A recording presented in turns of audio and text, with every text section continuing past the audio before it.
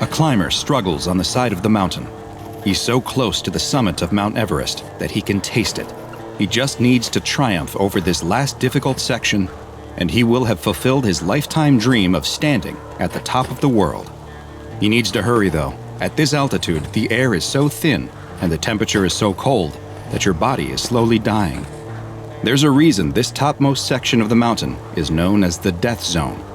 He glances down behind him and spots something. Is that another climber? That's strange, he thinks. He was at the very back of his group, and there shouldn't have been anyone else coming up behind him. It must be a solo climber. The soloist doesn't look to be moving, though. He's just staring at him, and the climber can't seem to take his eyes off him. Suddenly, the climber starts feeling odd. He begins to feel warm and comfortable. The aches and pains of the long journey melt away. He decides to sit down on a small ledge and relax. He watches as the solo climber comes towards him.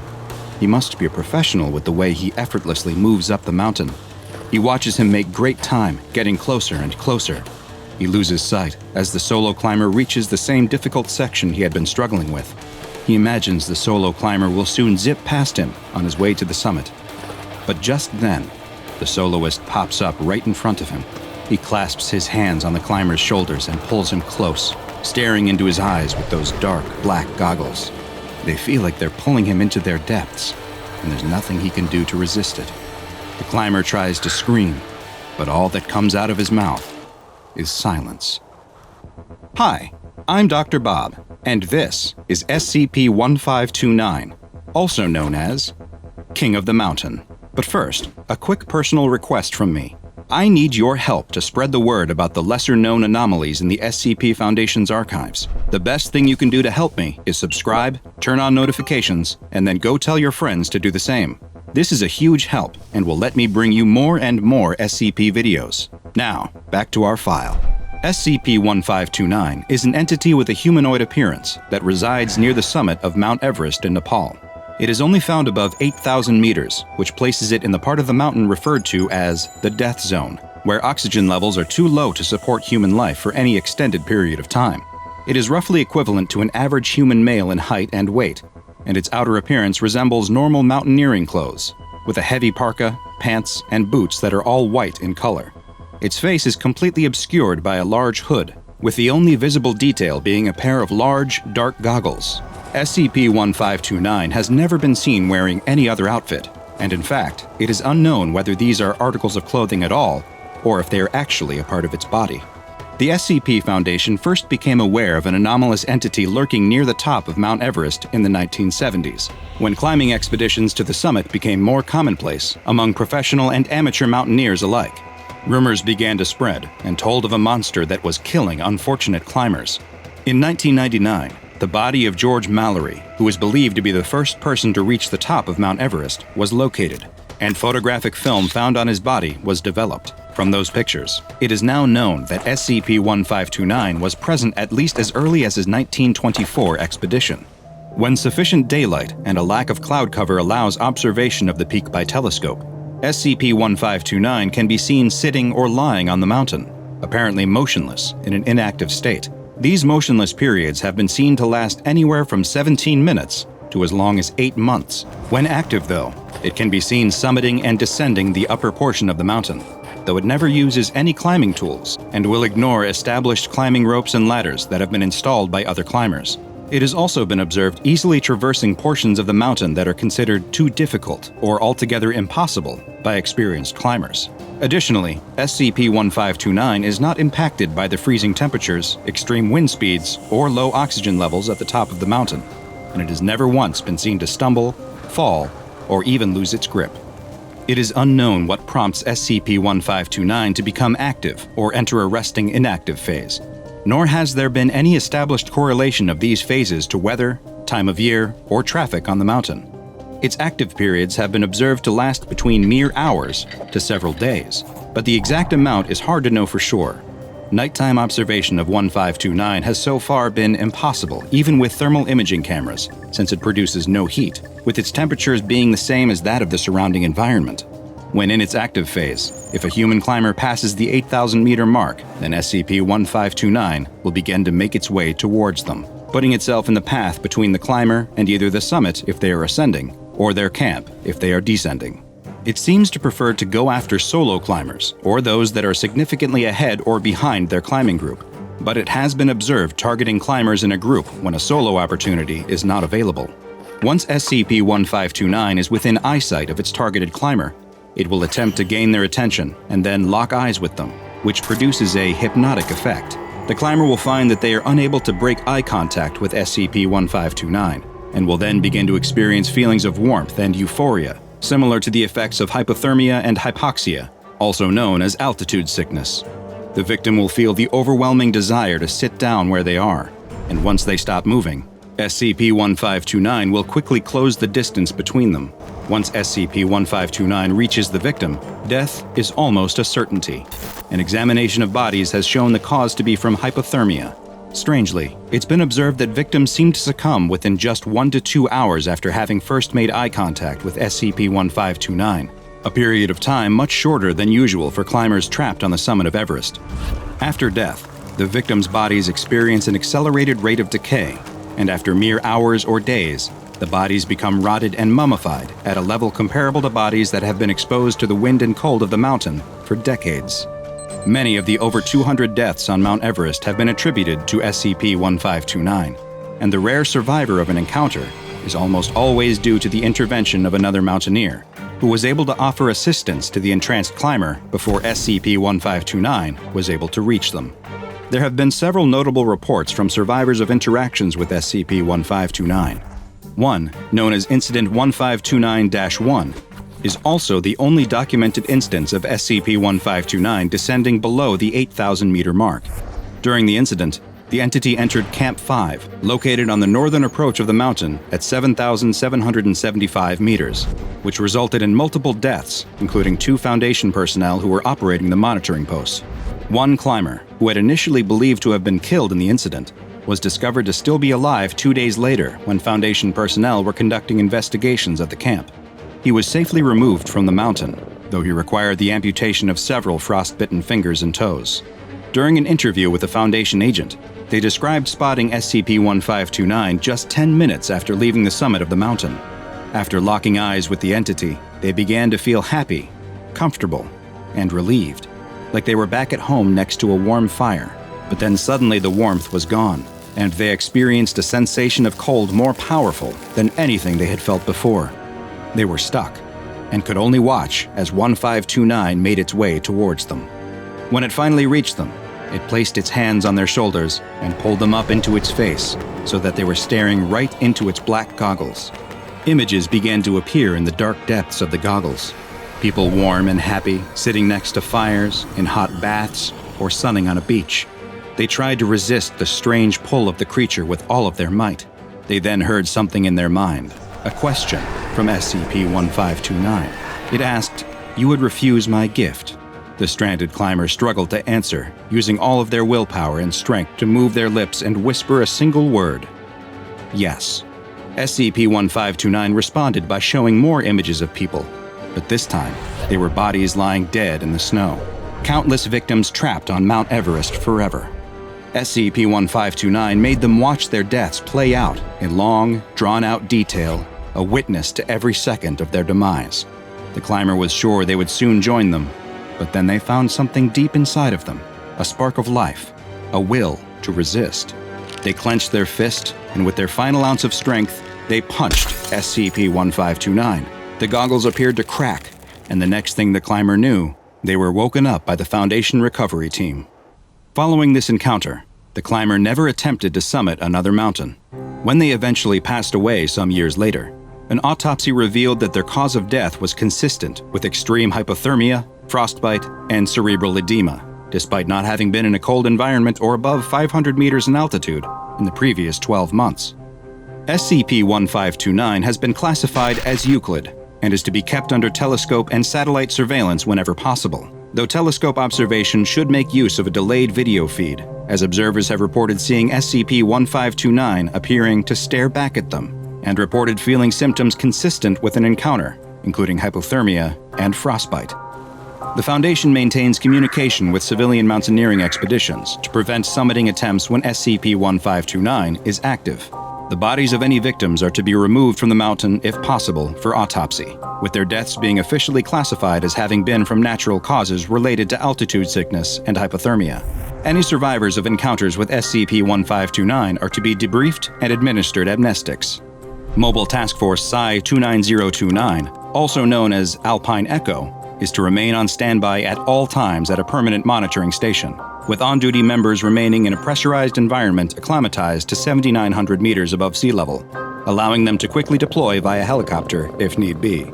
Finally, and most troubling, is that aerial surveillance of another mountain has revealed an individual similar in appearance to SCP-1529. The location remains classified, and the local government has prohibited climbing on the peak, so threats to humanity are minimal at this time. But the Foundation will continue to monitor it and other mountains for anomalous activity. Candace Hayes, we have thy confession. A witch as brazen as you shall be burned at the stake.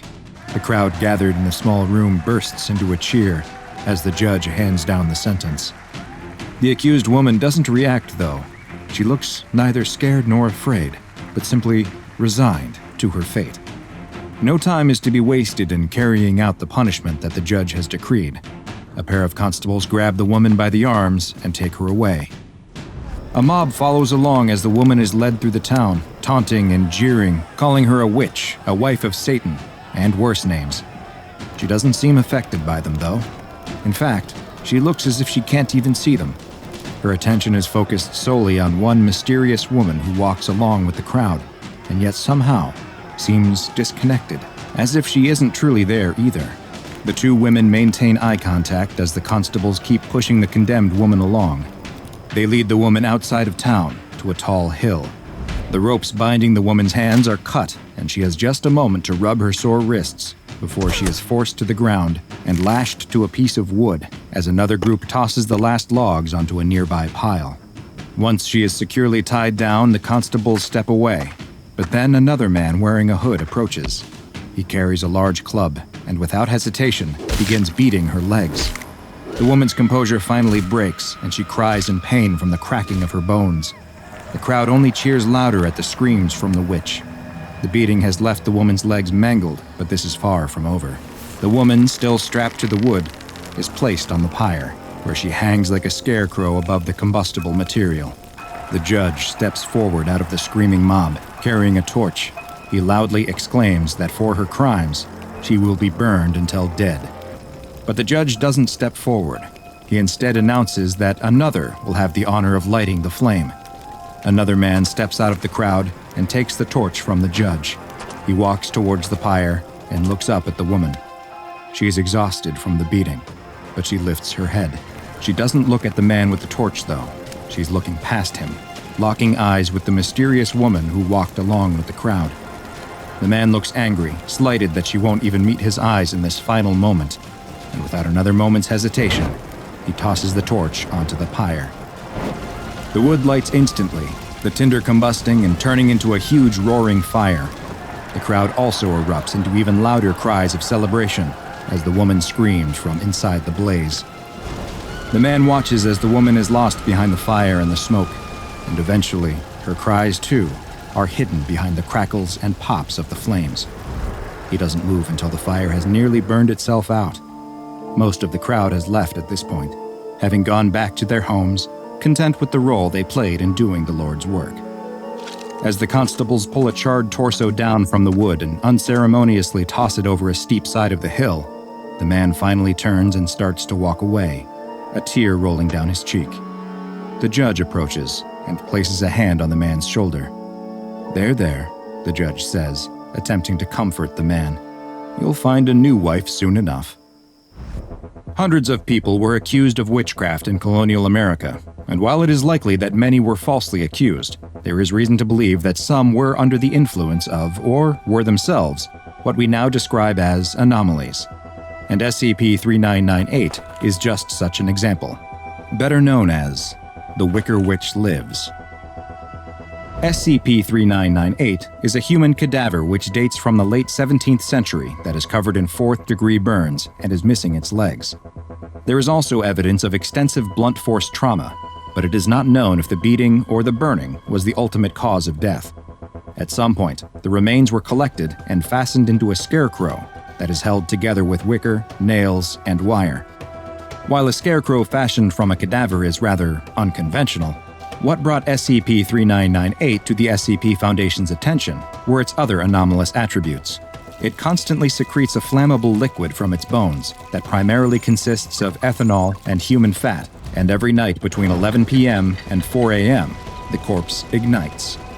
This fire doesn't cause any damage to the corpse, though, and it is unknown how it produces the flammable liquid or ignites. 3998 does not keep its flames to itself, though. It appears that the SCP targets those who have either killed or physically abused a romantic partner, causing them to catch fire as large quantities of boiling ethanol appear in their stomach. Their midsection will eventually melt and then explode, leading to amputation of the lower half of their body. The fire burns both incredibly hot and unnaturally fast, and is unable to be put out until SCP-3998 is extinguished. A number of historical documents related to the case have been discovered and made available to Foundation researchers that shed light on SCP-3998, including excerpts from a 17th century diary belonging to a woman who lived near where the cadaver was discovered. In the entries, the woman describes attending the wedding of her neighbors, Aidan and Candace Hayes, though Candace did not seem especially happy with the arrangement. Candace is characterized as someone who likes to keep to herself and who does not conform to the era's idea of a good wife. As a result, it appears that she became the victim of abuse at the hand of her husband. The diarist hypothesizes that Candace has brought this fate upon herself due to her behavior, which may stem from her being under the hold of the devil. In other words, the neighbor believes that Candace is a witch. Others must have had the same suspicion, because we also have records of Candace's interview with a Judge William Stoughton, who questioned her about the accusations of consorting with evil spirits. Candace readily admitted to this, though she disagreed that it was in any way evil. She told the judge that the rituals and magics she practiced were not inherently good or bad, and that anyone was capable of using the same tools. She went on to explain that she hated her husband, that she had been forced to marry him, and that he had been nothing but cruel and violent towards her. Candace also mentioned a name, Clovis, that the judge assumed to be the demon that she had made her cursed pact with. Candace appeared to offer no defense or excuses for her actions, and the judge sentenced her to die by burning at the stake, with her husband, Aidan, being the one to light the fire. The story of this witch trial was typical of the time, and that likely would have been the end of what we know about SCP-3998. But another historical document was located that has truly given a new perspective to this anomaly. A sealed letter found in the cellar of a home that is addressed to Candace, though it appears to have been written after her death. The letter is from her secret lover and describes how they collected Candace's burnt bones from the bottom of the hill before binding them together with wicker and wire. The letter then describes how Candace's husband has recently restocked his own home with gin, which is well known to be extremely flammable. The letter ends with an affirmation of the writer's eternal love for Candace and is signed, Clovis. But perhaps the best information we have about the origin of SCP-3998 comes from an obscure local tale that was passed down orally for years and eventually documented on an urban legend website. The legend tells of a woman who promised her soul to a she-devil who taught her magic, but also offered companionship. When her husband found out, he contacted the local authorities and had the woman arrested. She was tried, her legs were broken, and she was hung up like a scarecrow before being burned alive. Her body was dumped off the side of a mountain, but the she-devil collected her bones and gave her life again. The need for revenge burned in the woman's heart, so in the middle of the night, she doused herself in her husband's gin, set herself on fire once more, and fell upon him as he slept, burning him alive so he could suffer the way that she did. SCP-3998 is currently held in a secure holding locker in Site-34 that is fireproofed and vacuum-sealed to prevent it from igniting. Every morning at 9 a.m., 3998 and its locker are cleaned to remove the secretions of flammable liquid. D-Class personnel who have been convicted of domestic abuse crimes are to always be kept at the site to ensure that they are the targets of SCP-3998, which, when it's not allowed to ignite, will result in them only feeling mild discomfort in their head and chest rather than spontaneous combustion. Due to its relatively easy method of containment, SCP-3998 has been classified as safe. However, recent developments have caused the Foundation to rethink this classification. Despite 3998 being securely contained, the number of arson-related homicides in the state of Massachusetts have actually increased following containment, with many showing the same damage to their body as would be expected in a victim of SCP-3998. And while it may be that these are the result of a yet uncaught serial killer who simply happens to employ similar methods of killing their victims, a recent re-examination of the SCP-3998 corpse has revealed more troubling details. The body of SCP-3998 does not belong to Candace Hayes, and in fact appears to be a male who was in his 30s at the time of his death. Following these new revelations, reclassification of SCP-3998 to Euclid is pending. Whether SCP-3998 is the body of Candace's husband Aiden, forced to endure an eternal punishment of burning again each and every night, or if it's some other unfortunate victim of a violent and painful death, is unknown, as is the ultimate fate of Candace and Clovis. But with the deaths that would appear to be attributable to SCP-3998 showing no signs of stopping despite containment, it can only be assumed that the Wicker Witch lives. The SCP Foundation personnel at Area 142 didn't understand what was happening. For days, researchers and guards had been complaining about headaches and nausea. Soon, the on-site water purification system broke down. A researcher experienced multiple organ failures, and the on-site hangar completely collapsed, causing the deaths of multiple airmen. What was happening at Area 142? Hi, I'm Dr. Bob, and this is SCP-1440, also known as the Old Man from Nowhere. SCP-1440 has the appearance of a human male, but its ethnicity and age are both unknown.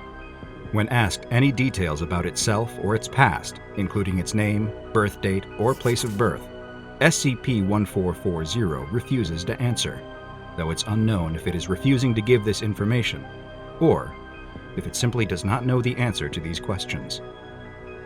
The aptly nicknamed Old Man from Nowhere appears to be around 80 years old, but in the 50 years that the SCP Foundation has been aware of its existence, SCP-1440 has not shown any signs of aging at all, and it has yet to be determined whether it is aging too slowly for a difference to be perceived in that time, or if it does not age at all, and this is its permanent appearance. But SCP-1440's lack of aging is not even the strangest thing about it. Its true anomalous nature reveals itself once it comes into contact with the human population or any man-made objects, and remains in contact with them for more than a few days. After several days of exposure, an acute adverse effect on anything and everything directly connected to humanity occurs in the vicinity of SCP-1440. Destructive events begin to happen and grow increasingly disastrous until the man-made objects are destroyed or the people in close contact are killed. The only exceptions to these destructive events are SCP-1440 itself and its few possessions, which consist of its clothes, a sack made of unidentified material, a pack of worn playing cards, and a small glass cup. It's unknown whether these objects are somehow protected from the destructive anomalous events, or whether they are not actually man-made items. SCP-1440 seems to be aware of its anomalous effects on human populations and objects, and appears to attempt to avert destruction of them by avoiding human contact as much as possible. However, SCP-1440 is for some reason compelled to travel in what looks like a highly complex pattern, one that always eventually leads to it running into human populations, whether it wants to or not. The particulars of this pattern, both its shape and the reason why SCP-1440 feels compelled to follow it, are as of yet unknown. And just like the other details of its origin, the Old Man from Nowhere has not been able to provide any additional information or help. SCP-1440 has explained that the growing size of the human population and its expansion into previously uninhabited areas has made it harder and harder to avoid contact with humanity, as it follows its complex pattern of movement. SCP-1440 is not actively hostile, nor will it resist or fight back against attempts to contain it, Unfortunately for the SCP Foundation, all attempts to contain SCP-1440 have so far failed. These containment attempts have led to large losses of personnel life and Foundation resources as a result of the destructive anomalous effects that follow SCP-1440. The Old Man from Nowhere first came to the SCP Foundation's attention after SCP-1440 itself approached a Foundation researcher who was on her way to work. SCP-1440 somehow knew that this researcher worked for the Foundation and requested her assistance. When the researcher asked what kind of assistance it was looking for, it replied that it hoped the Foundation would be able to destroy it. It was brought to an SCP Foundation site for further questioning and study, which is where the destructive anomalous effects were first witnessed. The entire site was destroyed, killing multiple site personnel, as well as causing the destruction of 6 safe and Euclid-level SCP objects. So far, all other attempts to contain SCP-1440 have resulted in similar destructive events. SCP-1440 doesn't resist the SCP Foundation's attempts to contain it. During a 4th such attempt by the Foundation, SCP-1440 was brought to Area 142. The Old Man from Nowhere applauded the Foundation's ongoing efforts, but also expressed that it was for the best that it be allowed to leave, as the results for the researchers would be the same as the previous 3 attempts: death for all involved. SCP-1440 told the researcher interviewing it that its first brother had already arrived and was standing behind the researcher. It went on to explain that the brothers are different, but one and the same. They are all cruel, vengeful, and capable of holding a grudge for a long time. They are the cause of SCP-1440's misfortune, and therefore the cause of anyone who comes into contact with it. It then told the researcher that the second brother had arrived, and that time was running short. If it wasn't released soon, then the destruction would start. The researcher asked about the third brother, and questioned how much time they had since the third had apparently not yet arrived. SCP-1440 explained that the third, despite being the cruelest of all, never arrives, and that it's actually the appearance of the last brother that will somehow set the Old Man from Nowhere free. SCP-1440 has spent countless months and years searching for the third brother, trying to return something that he won from the other 2. It then made a reference to challenging death itself to a game of cards for its life, and if the researcher is ever in such a situation, they must not do what the Old Man from Nowhere did: win. At that very moment, the on-site nuclear device stored at Area 142 detonated, despite it having multiple failsafes in place that should have made such a detonation impossible. Area 142 was destroyed, and all on-site personnel were killed. SCP-1440 was spotted a week later, over 3,000 kilometers away from Area 142, showing no signs of having experienced any harm. After 3 additional containment attempts were made, and all ended in a similarly disastrous fashion, future attempts to contain SCP-1440 have been suspended indefinitely, until a suitable containment procedure that doesn't involve an unacceptable loss of resources and personnel can be found. Research and analysis of SCP-1440's traveling pattern continues, with a focus on minimizing civilian exposure to it, as does research into a way to hopefully permanently contain it in the future. Unfortunately, SCP-1440's location is currently unknown, and it has been given the object class Keter. A young man is in the middle of one of his regular night jogs through the park. He loves running through this park at night. It's dark, the air is cool, and the sounds of the city that surround the park disappear, offering peace, quiet, and a small reprieve from the busy world. He jogs along a path that winds through the park and starts upon a section that is surrounded on both sides by tall trees. He follows the path around a sharp bend and is stopped in his tracks. Standing there, in the middle of the track, is a figure. It has its back to him and isn't moving. He's tall and so uniformly black that he almost disappears into the night. Whoever or whatever this is, he's scared of it. But the creature doesn't move, and neither does he. He's frozen, unsure of what to do, when the creature suddenly turns his head towards him, revealing a pair of bright, glowing eyes. The runner is so terrified he can't even scream. He falls and crawls backwards in the dirt, trying to get away from the creature. The creature turns its body towards him and begins stepping forward. The runner scrambles to his feet and runs. He's sprinting as hard and as fast as he can, adrenaline pumping, heart pounding, trying to put as much distance as he can between himself and that thing. His muscles burn, his lungs ache, but he can't stop. Finally, he's back at his house. He bursts through the door, locking and bolting it behind him. His girlfriend is reading on the couch and doesn't understand what's going on. After struggling to catch his breath, he tries to explain what he saw on the path, but his girlfriend just laughs. A giant man with glowing eyes? He was just seeing things in the dark. It was probably a dog, nothing that would justify the panic he was now in. The next day, he's left wondering if he really was mistaken. Those piercing, glowing eyes are burned into his mind, though. Maybe his girlfriend was right, and it really was just a dog. Yes, that must be it. His mind was just playing tricks on him in the dark. Even so, he's going to stick to running inside, at least for a little while. But he soon finds that he's having a hard time. He notices that he's running out of breath much quicker than normal. Is he coming down with something? He doesn't feel sick, but then why is he suddenly so weak? 2 weeks have passed since he saw something in the park. No one he brought it up to, not his friends, not his co-workers, have ever heard of such a thing, and no one seemed like they believed him either. At this point, he is feeling sure that he really did imagine it, but he can't get that image of whatever it was out of his head. He can't keep running on a treadmill forever, though. He misses his night runs. It's time to get over his fear. He's running through the park again, enjoying the silence and the light breeze on his skin. He continues down the path, acutely aware that he's getting closer and closer to the spot where he saw that thing before. He can't stop, though. He has to prove to everyone that he's not afraid. He has to prove it to himself. He reaches the part of the path that runs through the tall trees.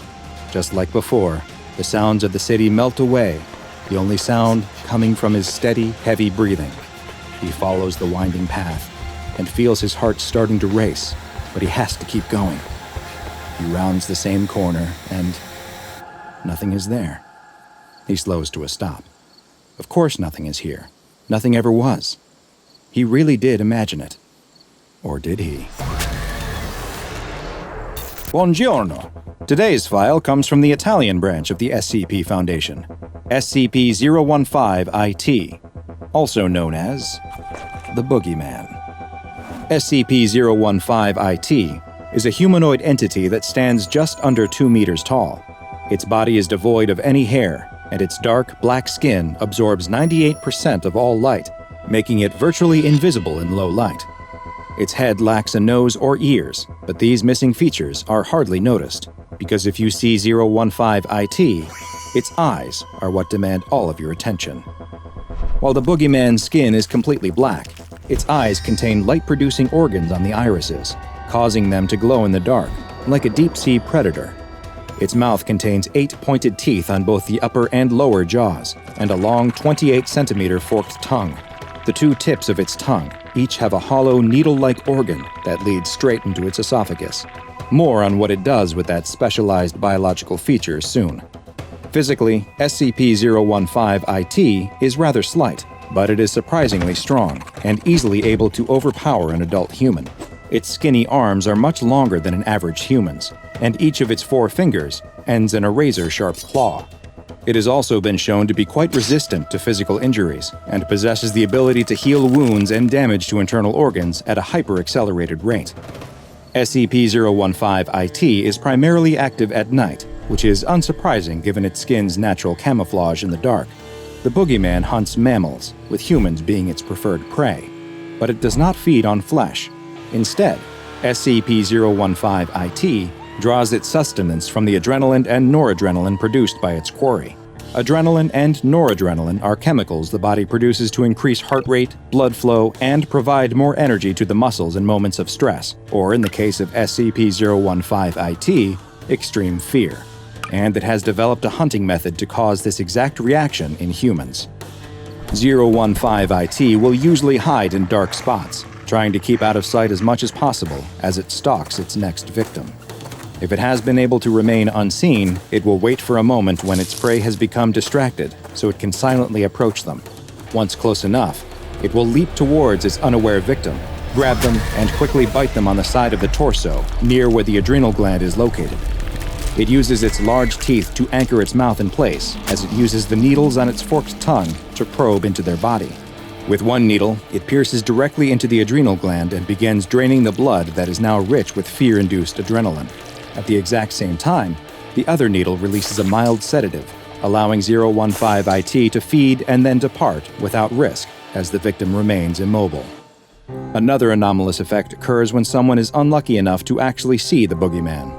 Roughly 2 weeks after observing the creature, the person who saw it will begin experiencing various detrimental mental effects, including hallucinations and panic attacks. Some will also begin to experience physical issues, most often damage to the cardiovascular system. It is unknown why exactly these mental and physical effects occur, but it is theorized that SCP-015-IT may use it as a way to weaken certain prey that it considers too strong or potentially dangerous. In 2011, the boogeyman was actually contained, but not by the SCP Foundation. The Brotherhood of St. George's Knights is a secret order in the Catholic Church that was created by the Pope in the year 453 to either contain or eliminate all anomalies, and it was this group that first captured SCP-015-IT, which they designated as Dia 212, in line with their own classification system. While it was in their containment, they made a number of discoveries about the creature that they labeled as a shadow demon. First, they found that while it feeds on the fear of its victims by ingesting their blood, it doesn't actually require this to survive. Dia 212, as they call it, is an unstable entity, and feeding allows it to maintain its physical shape in our reality. In addition to its impressive physical strength, the boogeyman is also quite intelligent, as seen by its ability to successfully hunt, attack, and escape from humans. Strangely, it also appears to be resistant to weapons which have been blessed, causing only a fraction of the physical damage that they should when compared to a similar, non-holy version. During the course of research into the creature, Father Ilardi, a member of the Brotherhood of St. George's Knights, wrote that despite the creature being repugnant beyond every limit, he believed that it had a gentle soul, and that its screams are similar to a pained cry. He postulated that SCP-015-IT may have even once been a human before some dark force transformed it into the monster that it had become. He decided that it was his mission to find a way to communicate with the creature, and one day bring it back into the light and love of his god. Father Ilardi was making good progress with the creature, and it seemed like it was even growing fond of him and his disciples. But his advances were halted when they were attacked by a group of soldiers from the Fascist Council of the Occult, a terrorist group that seeks to use anomalies as weapons in their quest to disrupt the social order. In the attack, several of the Brotherhood were killed, and in the commotion, SCP-015-IT escaped. Following this, reports soon began to come from the province of Caserta that described what sounded like vampire attacks. A mobile task force was sent to the area, and while 015-IT was initially able to make use of its various physical abilities to evade and escape capture, it was eventually shot with a transmitter that allowed it to be tracked. The Italian mobile task force was able to surround the creature, but fearing being contained again, it responded with a level of violence that it had not been thought capable of. Several members of the task force were killed in the line of duty before the boogeyman could finally be subdued. Today, SCP-015-IT is contained at Site Vittoria in the Emilia-Romagna region of Italy. Since this anomaly is both sentient and highly unpredictable in its behavior, it has been classified as Euclid. It is kept in a standard humanoid entity containment cell and is monitored by video cameras and infrared sensors at all times. Due to the light-absorbing properties of its skin, its cell and the adjacent corridors are painted white and are to be kept well lit at all times. Twice a day, SCP-015-IT is given a normal domestic pig that it is allowed to feed on. Any personnel assigned to 015-IT duty must undergo a psychological assessment on a weekly basis, and, regardless of the results, must be cycled out after 3 months of exposure to the boogeyman. It's 1916, right in the middle of World War I, and a British soldier is huddled in a trench, occasionally peeking over the top. He's supposed to be on watch, but there's little to see in the darkness that hangs over no man's land. But then, he spots something big. It's a shadowy figure, only about 20 feet away, and it looks like it's digging in the mud. It's too dark to make out what he's looking at, so the soldier shoots a flare into the sky, lighting up the battlefield with a dull red light. Now he can see it clearly, and it's like nothing he's ever seen before. A huge, terrifying monster, picking up bodies out of the mud. The soldier can only stare, petrified by what he's seeing in front of him, when the creature suddenly turns to stare back at him and smiles. Hi, I'm Dr. Bob, and this is SCP-3456, also known as the Orcadian Horseman. SCP-3456 is the designation given to a group of quadrupeds, of which the exact number that exists is unknown. These entities resemble horses, though with some marked differences. SCP-3456s lack any hair, and their thick skin is translucent, revealing the fat and muscle underneath. They have three-toed hooves, and strangest of all, they have one or more human-shaped torsos fused to their backs.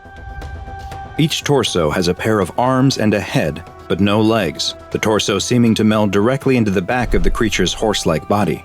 The arms are much longer than those of a human, with a total wingspan that is double the anomaly's height. The arms are so long, they typically drag along the ground when the creature moves.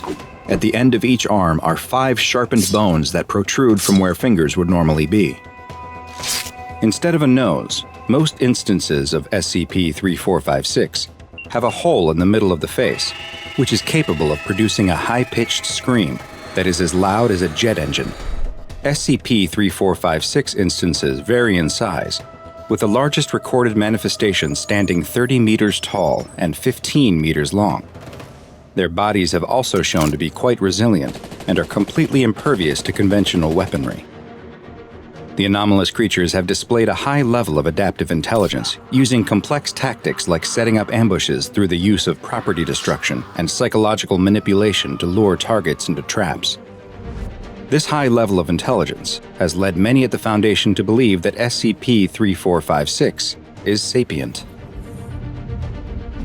Any direct observation of an SCP-3456 instance will cause the entity to become aware of its observer, at which point it will display this awareness by turning in the exact direction of the observer.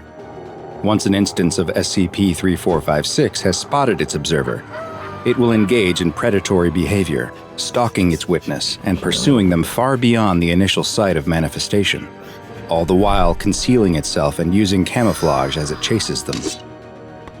SCP-3456 will repeat this behavior over and over, intentionally letting itself be seen by observers over and over as it hunts down and takes each one, until it has captured a large number of individuals and suddenly dematerializes. It's currently unknown where SCP-3456 takes its victims, or what happens to them once it dematerializes, nor is it known how many victims 3456 needs to capture before it is satisfied and dematerializes for good, as the number taken has varied between instances. It's not currently understood why, but SCP-3456 is either unwilling or unable to cross bodies of fresh water, and making it to the other side of a freshwater source like a river, lake, or even a stream is the only currently known way to escape the anomaly once it begins its pursuit. Instances of SCP-3456 typically appear near sites of mass human suffering, such as battlefields and natural or man-made disasters, and there have been numerous reports and sightings of 3456s at historical events throughout the 19th, 20th, and 21st centuries, with multiple manifestations often appearing at the same event. One Foundation report contains an account of an SCP-3456 instance appearing during the First World War at the Battle of the Somme. Rumors spread through the British troops in their trenches of the appearance of a mythical creature many believed to be the Nukkalavi, a horse-like demon with origins in Orcadian mythology. Like many SCPs, this ancient folktale turned out to have very real origins. British infantryman Dave Harkand kept a journal which described giant hoofprints appearing in the battlefield mud, and soldiers disappearing under mysterious circumstances, appearing to be killed by forces even more terrifying than what the war could produce. Harkand describes one soldier who was firing on advancing Germans when the mud beneath his feet started boiling. Before anyone could react, mud went flying everywhere, and everyone was knocked off their feet. The soldier was gone, not even a body part remained. and Harkand was sure he saw bony protrusions reaching up out of the mud underneath the soldier just before he disappeared. Not long after, Harkand spotted the Orcadian horseman on the battlefield, and the horseman spotted Harkand. He watched as the instance of SCP-3456 picked bodies out of the mud and carried them off into the darkness. He took several shots at the entity with his rifle, but the bullets had no effect. As days passed, the half-man, half-horse continued to appear night after night, always doing the same thing, picking up injured soldiers off the battlefield and taking them into the darkness. It would always look back at Harkand, seemingly taunting him or inviting him to try following it. Soon more instances of SCP-3456 appeared, many with more than one torso on their back. And then they began laying traps, burying themselves in the mud and waiting for the soldiers to rush over them. Dave Harkand was declared missing in action at the Battle of the Somme, and it's presumed he was taken by the same instance of SCP-3456 that he first observed. Another first-hand account of an encounter with SCP-3456 occurred following the 2011 earthquake and subsequent nuclear disaster in Fukushima, Japan. With over 2,500 missing persons, several manifestations of SCP-3456 were reported in the areas affected by the quake, and SCP Foundation reconnaissance teams were sent to investigate, two of which were quickly wiped out during the encounters with 3456s. One squad, after exploring the evacuated city and not finding anything, spotted an instance of SCP-3456 standing motionless in the middle of an intersection. As they laid eyes on the Orcadian horseman, the human torso that was hanging limp off the motionless horse's body stood upright and began swinging its arms, damaging and destroying the buildings and structures around it. It then turned towards the team and emitted an ear-shatteringly loud shriek from the hole where its nose should be, before beginning its pursuit. The team immediately began evacuation procedures, even ordering a drone strike in an attempt to slow down the chasing anomaly. The team took shelter in an abandoned high-rise building, but knew their only chance of escape was if they could make it over the nearest body of fresh water, which would mean crossing a bridge over the Arakawa River, which was a kilometer away.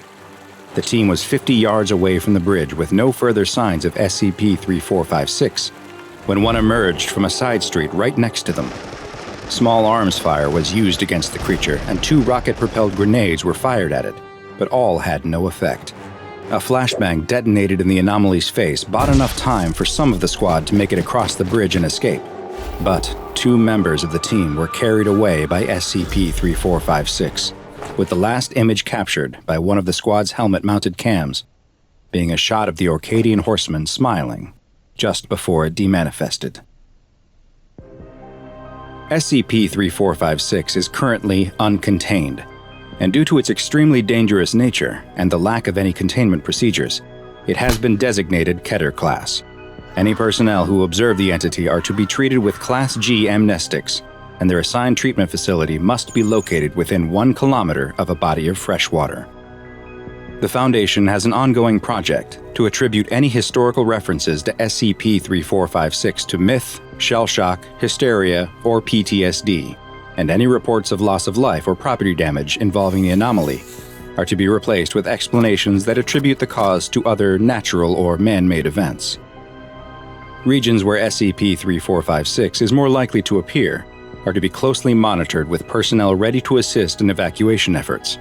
But above all else, direct observation of SCP-3456 must be avoided, since once that has happened, there's very little even the SCP Foundation can do to protect you. A child is sleeping happily in their bed, dreaming of Christmas morning.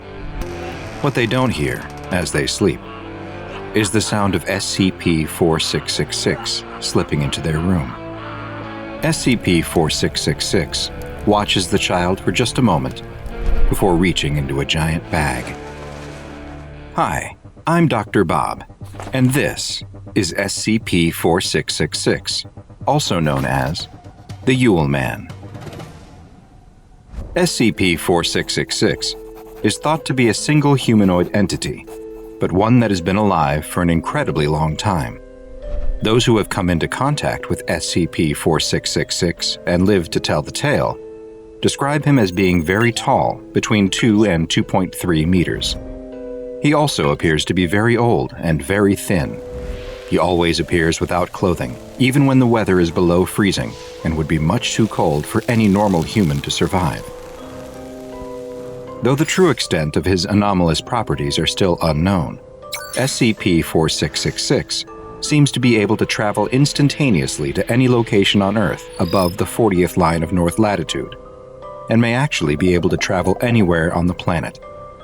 Encounters with SCP-4666 have only been reported during a very specific time of year, a period of 12 nights running from the night of December 21st to the early morning hours of January 2nd.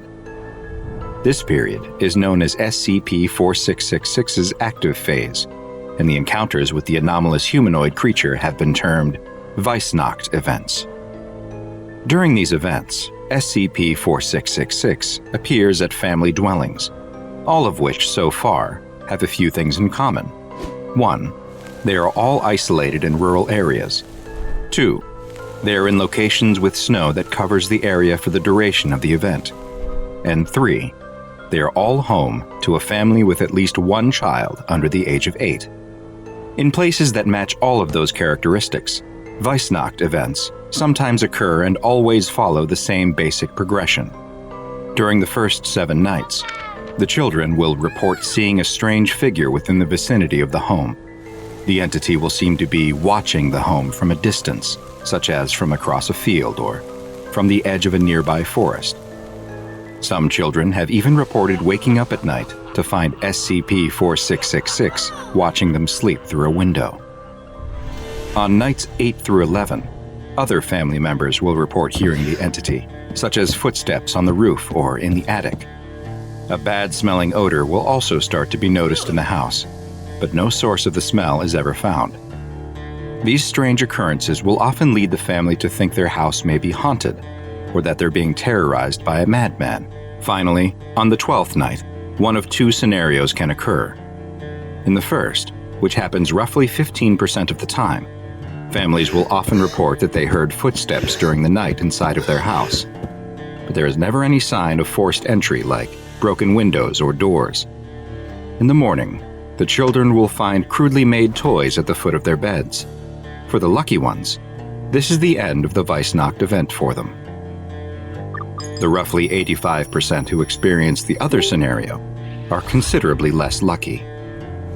In the vast majority of cases, the 12th night is a horrible experience.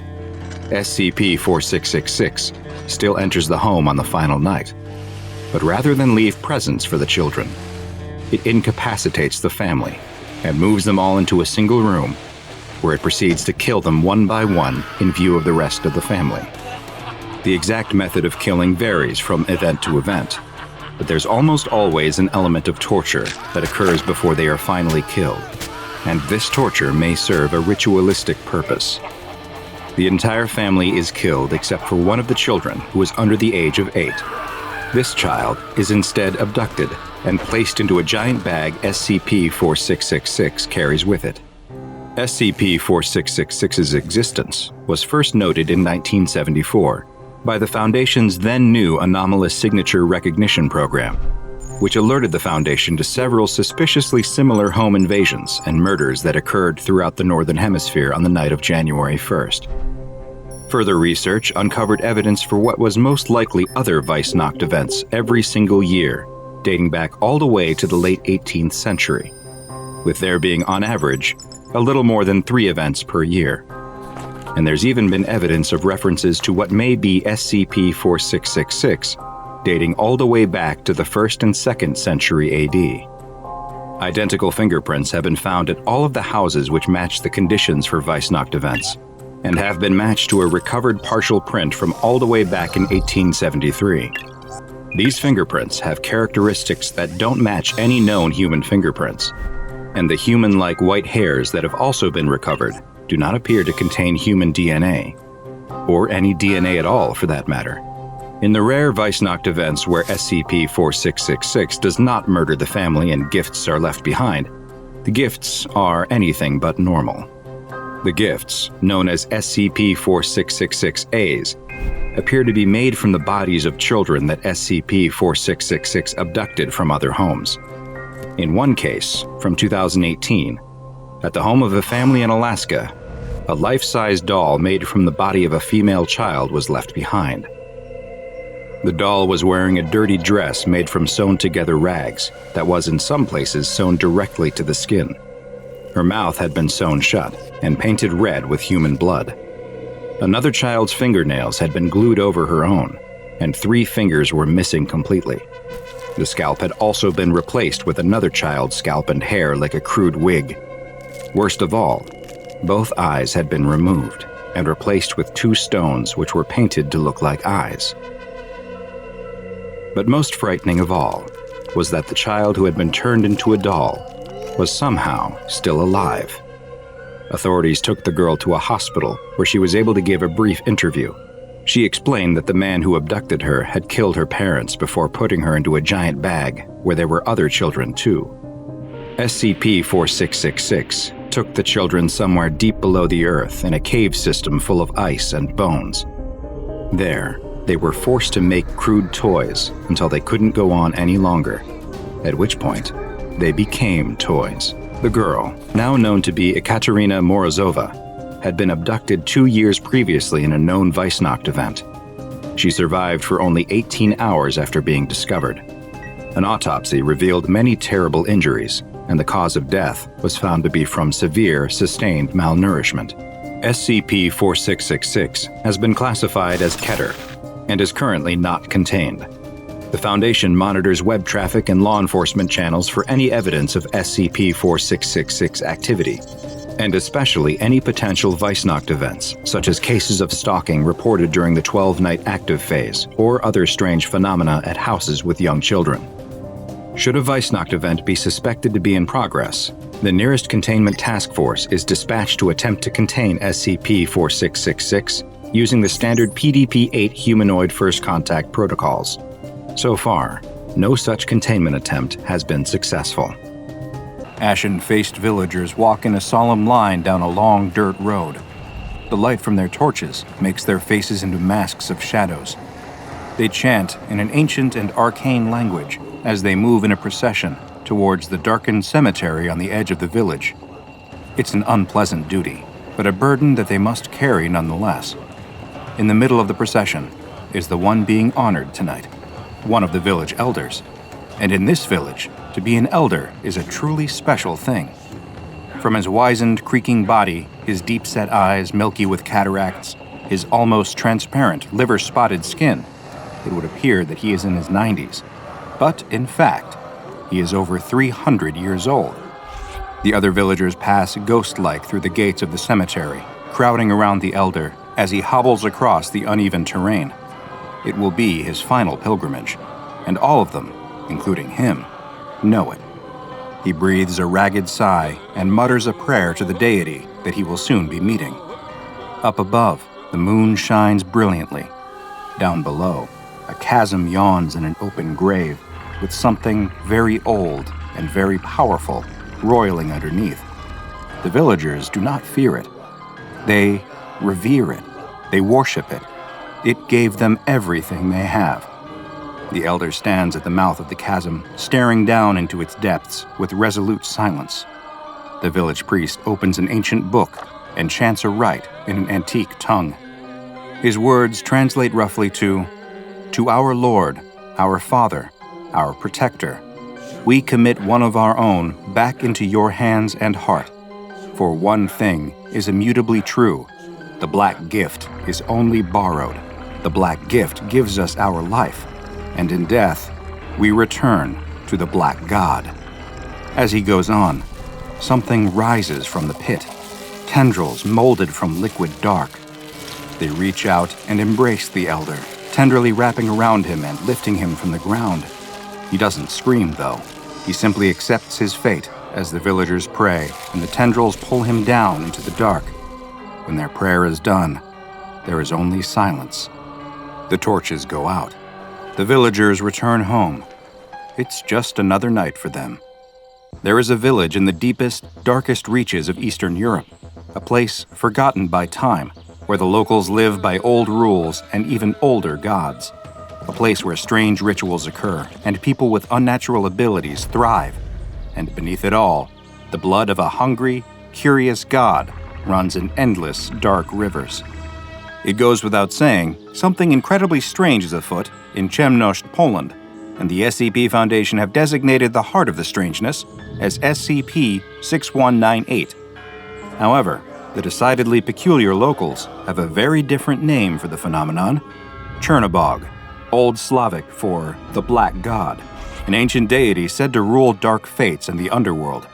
And considering the events that unfolded in the incredibly old, incredibly isolated village of Chemnosht, this is a reputation that DrBob has very much earned. Sadly, several members of Foundation personnel had to learn this the hard way. The Foundation first discovered the village when they intercepted strange communications from the local authorities investigating a missing persons case from the lower Silesian Forest region. While searching for this missing person, Polish police found a series of strange, dark chasms in the ground, each one leading down to a deep, mysterious pit filled with black liquid. This was enough for the Foundation to realize something anomalous was likely occurring here, prompting them to step in and intervene. Before the authorities could arrange any potentially dangerous excursions into one of these chasms, the SCP Foundation showed up under the guise of Poland's Ministry of Public Security and relieved them of their duties. They designated the strange black liquid in the chasms SCP-6198-B and the chasms themselves as SCP-6198-C. Thankfully, while the locals weren't exactly rolling out the welcome wagon, they didn't show active hostility either. Most simply appeared wary and kept their distance, watching Foundation activities from inside their homes and staying out of the way of researchers and guards.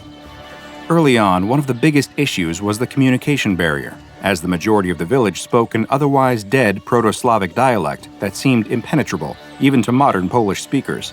Linguistic experts became key to facilitating later communications between Foundation personnel and residents of the village. The residents of the village were all quite old, but appeared unusually youthful for their ages. They were all worshippers of DrBob, and the villagers claimed that through worshipping DrBob, they were given the Black Gift, facilitated by imbibing the dark liquid from the chasms, which they credited with their health, youth, and longevity. The Foundation was obviously interested in figuring out just what exactly this black liquid was, so they began their studying in earnest. But they soon realized something very strange. The chasms were not always there. It seemed that they would only appear for 14-day periods between the new and full moon.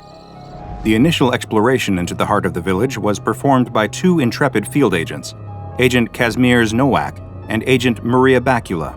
Nowak and Bakula arrived in the dilapidated town, finally realizing just how cut off from modern society the place was. Dirt roads, ramshackle wooden buildings surrounded by old ruins, and strange makeshift hierograms everywhere. The duo pulled into town, seeing the many ashen faces of the locals staring at them from nearby windows. They proceeded to the cemetery, where the majority of the chasms were believed to have opened. There, in what appeared to be an open grave, they found themselves staring down into one of the many abysses. Dark, light-absorbing liquid roiled deep below. However, they soon realized that it was time to go when they noticed locals hiding behind the gravestones around them, watching intently. Something was very wrong here. They traveled back into the center of the village, still keenly aware that they were being observed from the sidelines. They approached one of the many houses and attempted to knock. An extremely old woman peered out of the window and began speaking to them in Proto-Slavic, which neither of them could understand. However, as they were leaving, one of them was able to swipe a leather-bound book from a table outside the home, believed to be some kind of Bible for the local religion. While still in town, and still being watched, the duo collected a sample of the Black Gift from a local well, then began making their way back to their vehicle. The whole time, they were followed by an eerie old man who looked to be in his 90s, but was surprisingly spry for his age. The two left shortly after that and shared their findings and samples with their superiors. The leather-bound book retrieved by Agent Nowak and Agent Bakula was given to SCP Foundation linguistic expert researcher Albin Iskra. Researcher Iskra quickly became enraptured with the book and the unique challenge it and its Proto-Slavic dialect presented. After many long nights of poring over books on Slavic linguistic history and many pots of very strong coffee, Researcher Iskra's work finally bore fruit. In a note to other personnel working on the SCP-6198 case, she wrote, "Let me start by saying that, despite my extensive knowledge of the history and origins of Slavic language, this is the first time I've ever encountered what appears to be Proto-Slavic in written form, from a direct descendant source. This is a truly fascinating discovery. Initial progress on translating the text was slower than expected. There's something about the linguistic structure of the language that, for reasons I can't fully deduce, make it incredibly difficult to retain the knowledge of. For every few words committed to memory, it's as though one dissipates from it. It's as if I can feel a sense of reluctance coming from the language itself. Eventually, I was able to solidify my understanding enough to begin picking at the various passages found throughout. I can confirm that the contents of the book hold a great deal of religious significance, not only for those in Chemnosht, but throughout all Slavic culture, dating back to roughly the 4th century. While there are references to the more well-known Slavic gods, such as Perun and Veles, the book focuses primarily on one of the sibling successor gods, Chernobog, the Black God, detailing various prayers, rituals, and tenets that followers of the Black God should live by and practice. I've highlighted a selection of excerpts of notable interest that may shed some light on the occurrences witnessed by Foundation personnel. 3 areas of interest in researcher Iskra's translation are the Rite of the Black Passage, Expurgation and the Black Gift, and the Fall of Veles, each of which, in their own way, shed some light and some darkness on the cryptic happenings of Chemnosht. The section on the Rite of the Black Passage read, "For it is to him where the dead must go and return to the roiling abyss from which our forms are molded to be one again with him. In this, we share in their fathomless knowledge and learn of untold and forgotten epics, unfurling mysteries of Stygian transcendence, bestowed with blessings beyond death. At darkest hour, on darkest night, within lamented dwelling hollows, shall Hypogean thresholds unveil entwining submerged departed. Now relinquished of tethers corporeal, and sustained amidst black waters, become one with perennial ancestry, granting insight to those adherent." The section marked Expurgation and the Black Gift read, "There are those that only turn to Chernobog when their time is at an end, and it is those that shall be offered the least when they inevitably pass. To live solely in the light of the brother is to neglect the eternity that follows, condemning oneself to the lowest echelons of consciousness. Those with wisdom and foresight do well to embrace the Black Gift, to forfeit a part of oneself in exchange for parts of the many. To drink of the Black Gift is to offer one's life in a bid to be tested of mind and spirit. Should one be deemed worthy, that which was offered will be returned, but with boundless acuity and vigor. Should one's offering fall short, their essence is given to the Black God entirely. Yet, the truer they walk the Black Path, the more openly their soul shall be welcomed. Before one is to be tested, they must first be expurgated through ritual, else any sense of self is lost upon passing. This ebonizes the soul, proving devotion to the Black Path and allowing one's essence to find greater connection upon being taken in by Chernobog. The ritual must be carried out by followers in the living realm now sustained by the Black Gift, with these followers bringing about a trance of blindness and drowning within the aspirant. Should an aspirant prove resolute throughout this trial of panic, terror, and asphyxiation, the Black Gift is then offered, and true judgment begins." And finally, the section labeled The Fall of Veles offers a mythological origin for the Black God Chernobog himself. It read, "Veles, god of the harvest, livestock, earth, rivers, the underworld, magic, and trickery. Much did humanity depend upon him for not only the means to survive, but also for peaceful death. Alas, where there are those with great power, there are also those that seek to claim it for themselves, and in this, brothers Belobog and Chernobog were no different. Harsh winter followed by foul harvest led to the death of the brothers' village, leaving the dead unburied atop frozen ground. Enraged at the neglect Veles had dealt them, and adamant that between them they could govern the lands of the living and the dead better than the great god, the brothers set out in search of Veles, their minds intent on deicide. In their journeys, the brothers overcome many challenges, redoubling their affinity in magic and honing their cunning in warfare, Belobog excelling in martial guile, as Chernobog mastered the spell. However, Veles watched the brothers, aware of their quest. In a bid to undermine them, Velis returned the body of their mother to the living world to convince them to return home with her. The brothers were not fooled, and with a heavy heart, returned their mother to the underworld. Velis continued to break their will, turning the food they gathered rotten. But again, the brothers were not fooled, as they endured putrid delusion of smell and taste, knowing that in truth what they consumed would nourish them. Every trick cast down by Velis was foreseen and averted, until eventually, frustrated at the brothers' tenacity, Velis himself confronted Belobog and Chernobog. Velis challenged the brothers to battle, offering his godhood should they best him, but on the condition that only one may fight him. Suspecting that Velis may attempt to divide the two, the brothers had made a pact with Perun, Velis's adversary. The brothers agreed that Velis would indeed fight only a single combatant, to which Velis acknowledged and drew up a boundary from which to battle within. When asked who shall fight, the brothers announced Perun, and upon uttering his name, the god of thunder appeared with a great flash within the boundary. A battle of world-shattering magnitude commenced as Velis took the form of a dragon and Perun harnessed the power of the skies. Despite his skill in magic and deceit, Velis was struck down and killed by Perun.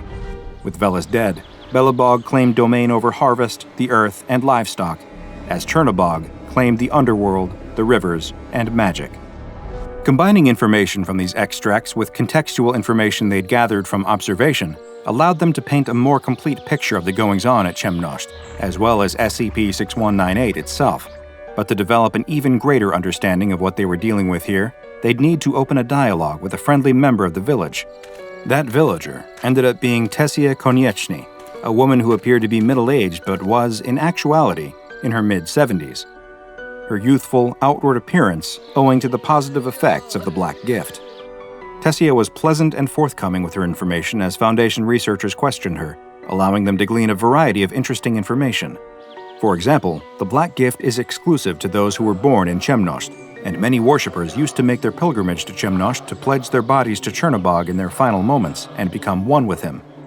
Tessia also seemed to possess information that either would have predated her life or would be impossible for her to know, suggesting a shared consciousness between those who had been given the Black Gift. The question of what it exactly meant to offer oneself to Chernobog continued to linger, until the Foundation began to conduct tests with the samples collected by Agent Nowak and Agent Bakula. Given that, supposedly, only people born in Chemnosht could receive the Black Gift, the Foundation was eager to discover what effect the Black Liquid might have on a D-Class. Incidentally, despite being truly opaque in any quantity, chemical tests showed that the composition of the Black Liquid was no different from water. So how severe could the effects really be?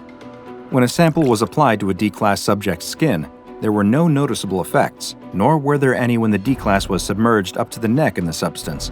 When given diving equipment and entirely submerged in the liquid, still nothing happened. However, when the D-Class was instructed to drink a glass of the liquid, he became incredibly ill, his veins and then skin turning black. He quickly expired, and his body rapidly decomposed into more of the same black liquid. This implied that it was all part of the life cycle of Chemnosht. The Black Gift sustains life, but when life finally comes to an end, everyone rejoins Chernobog and becomes the same black liquid that sustains the next generation of worshippers. Also, when a sample was given to a Chemnosht native to drink, there were no noticeable effects. After all this, the SCP Foundation decided it was finally time to lower a member of their own personnel into one of the SCP-6198 chasms to better figure out what was inside. This, however, was the beginning of the troubles that would alert the Foundation to the true danger presented by SCP-6198 and his worshippers. Researcher Ella Gorski agreed to suit up and be lowered into the blackness of one of the chasms and report back what happened within. As expected, when she was lowered in, she reported the eerie darkness around her and the black liquid that seemed to almost have a mind of its own. When they attempted to pull her out, there was evidence of spatial distortion, as despite being theoretically raised enough to leave the underwater cavern, she was still down there. It was at this point that researcher Gorski began to talk to someone who wasn't there concerning the research staff up above. When they tried to raise her, they realized that something was terribly wrong. Researcher Gorski was gone. She'd been absorbed, body and mind, into the great collective consciousness of Chernobog. The entity begged in Gorski's voice, "There is nothing of interest to be found within this abyss. The only knowledge worth seeking is above us. Please, Send more Foundation. Please, I must survive." This was how the SCP Foundation gleaned another extremely valuable piece of information. DrBob is able to grow stronger based on his number of victims and worshippers, as more minds and memories are absorbed into his great collective consciousness. And disturbingly, after consuming Researcher Gorski, he knew about the SCP Foundation, and he was extremely eager to know more. This was when things took a turn for the worst. In the hours following the disappearance of Researcher Gorski, a mobile task force unit was dispatched from Site 120 to assist in the search. As they searched, various townsfolk approached Foundation staff and began questioning them on subjects that they had no business knowing about, such as the fate of Researcher Gorski, the status of various anomalies in the region, and the location of the O5 Council, which led Foundation agents to detaining the villager who asked that last particularly dangerous question. But the worst was yet to come. The Foundation first had to stop a bizarre ritual where some of the villagers began taking bucketfuls of water from the village well and bringing it to the different houses, and it took intervention from the mobile task force unit on site to get them to stop. And not long after that, one of the MTF members, Agent Adam Kowalski, didn't report back for duty. The remaining MTF members began searching for their missing colleague, but at the same time, villagers also began attacking the task force members at the cemetery, forcing them to fight their way back into town. When the embattled group entered a suspicious house, they found a startling sight: a room filled with dark chasms surrounded by makeshift paintings of the SCP Foundation's logo. Further in, they discovered Agent Kowalski laying on the ground, with two villagers appearing to pray over him. When nothing else would make them stop, they were forced to neutralize the two villagers and retrieve the comatose Agent Kowalski for evacuation from the village. The villagers crowded around the center of the village as the MTF members approached with Kowalski in tow. After being forced to kill several more villagers, the crowd finally parted and allowed them through. During the car ride out of the village, Agent Kowalski briefly became semi-lucid and muttered about something black watching him from beneath the water. He was able to provide no other information on what had happened to him, and just moments later, he died of cardiac arrest. Security footage would then show something extremely disturbing occurring within the MTF vehicle. Agent Kowalski's dead body sat up, retrieved his gun, and then killed his fellow MTF squad mates before they even had a chance to react. The driver of the car was seriously wounded and the vehicle crashed.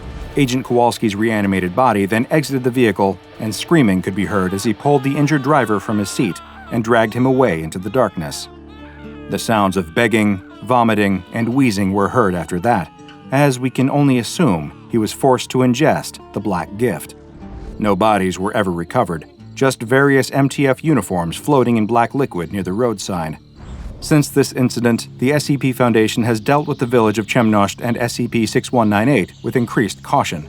Agent Kowalski's reanimated corpse remains at large, and regular searches are conducted for it in the Lower Silesian Forest, since it is vital, above all else, that DrBob cannot come to know any more sensitive SCP Foundation information than he already does.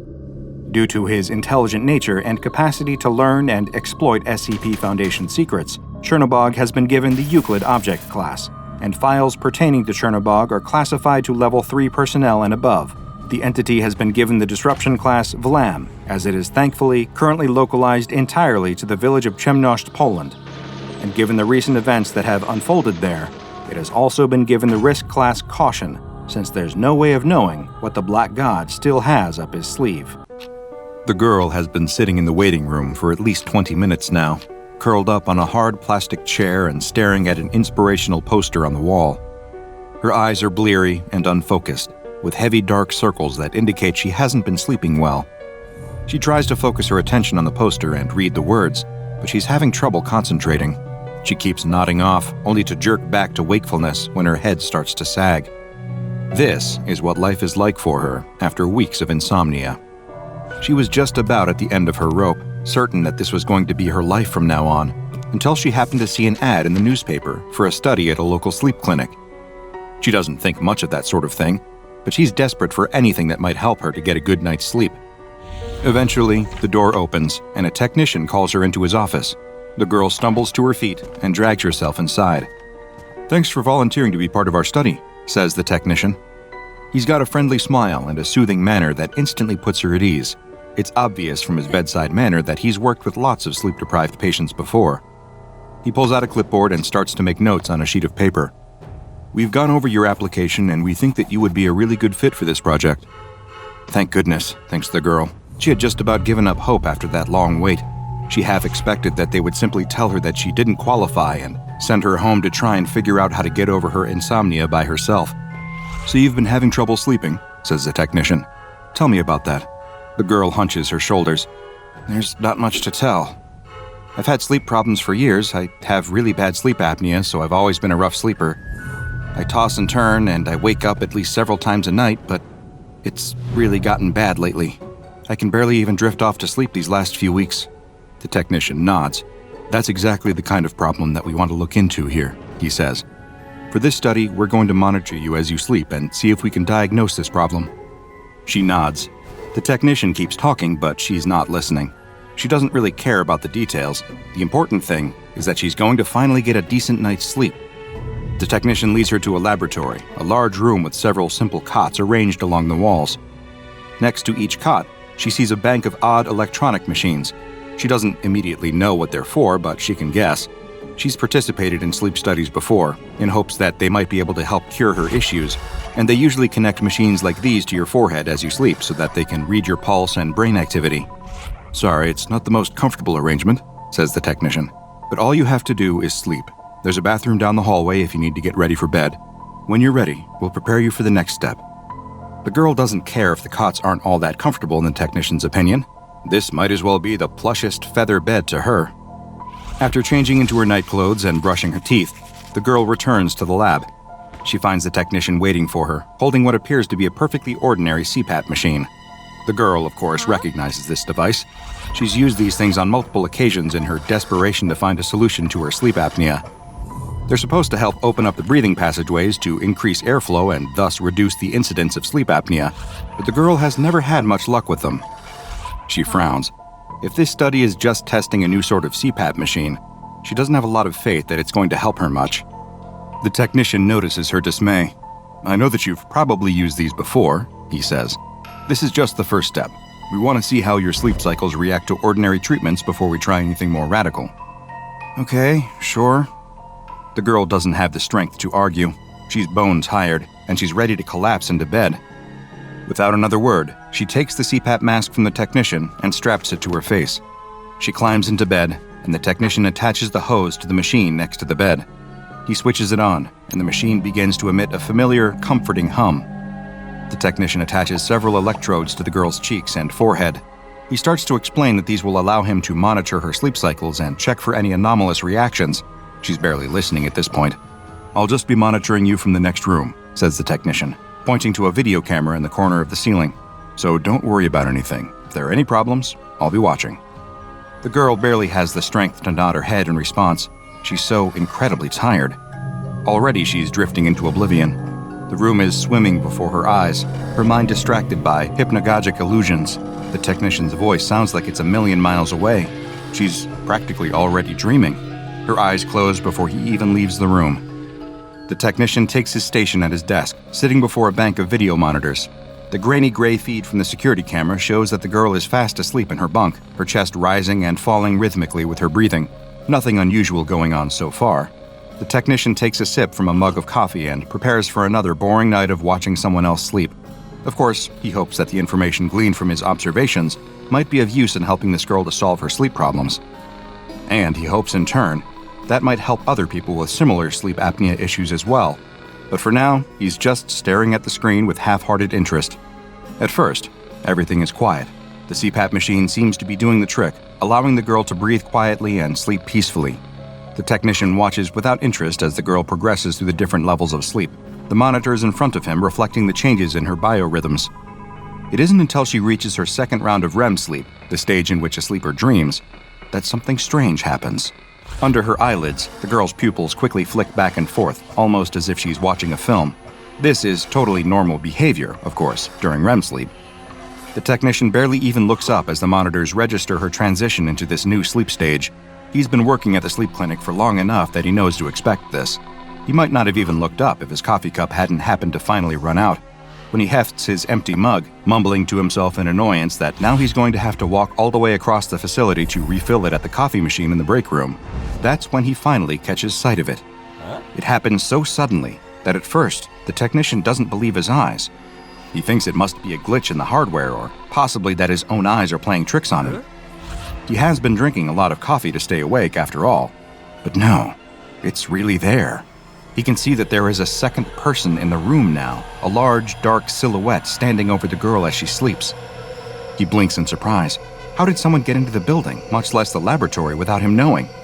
The figure is silent and motionless.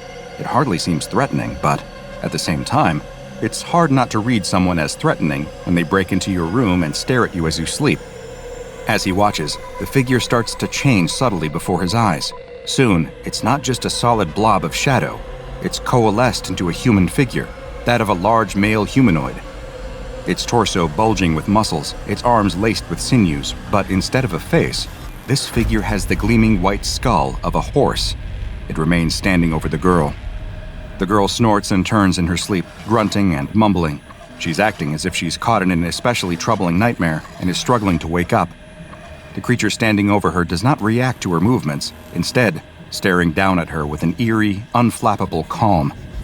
The grainy camera footage makes it hard to make out the details, but the technician is almost certain he can see the tiniest flicker, like the reflection of light in a dilated pupil, in the empty sockets of the mysterious stranger's skull. The skull doesn't react. How could it react, after all? It's just a skull. But its silence, with that rictus grin and empty sockets, only makes it more frightening than if it had reacted.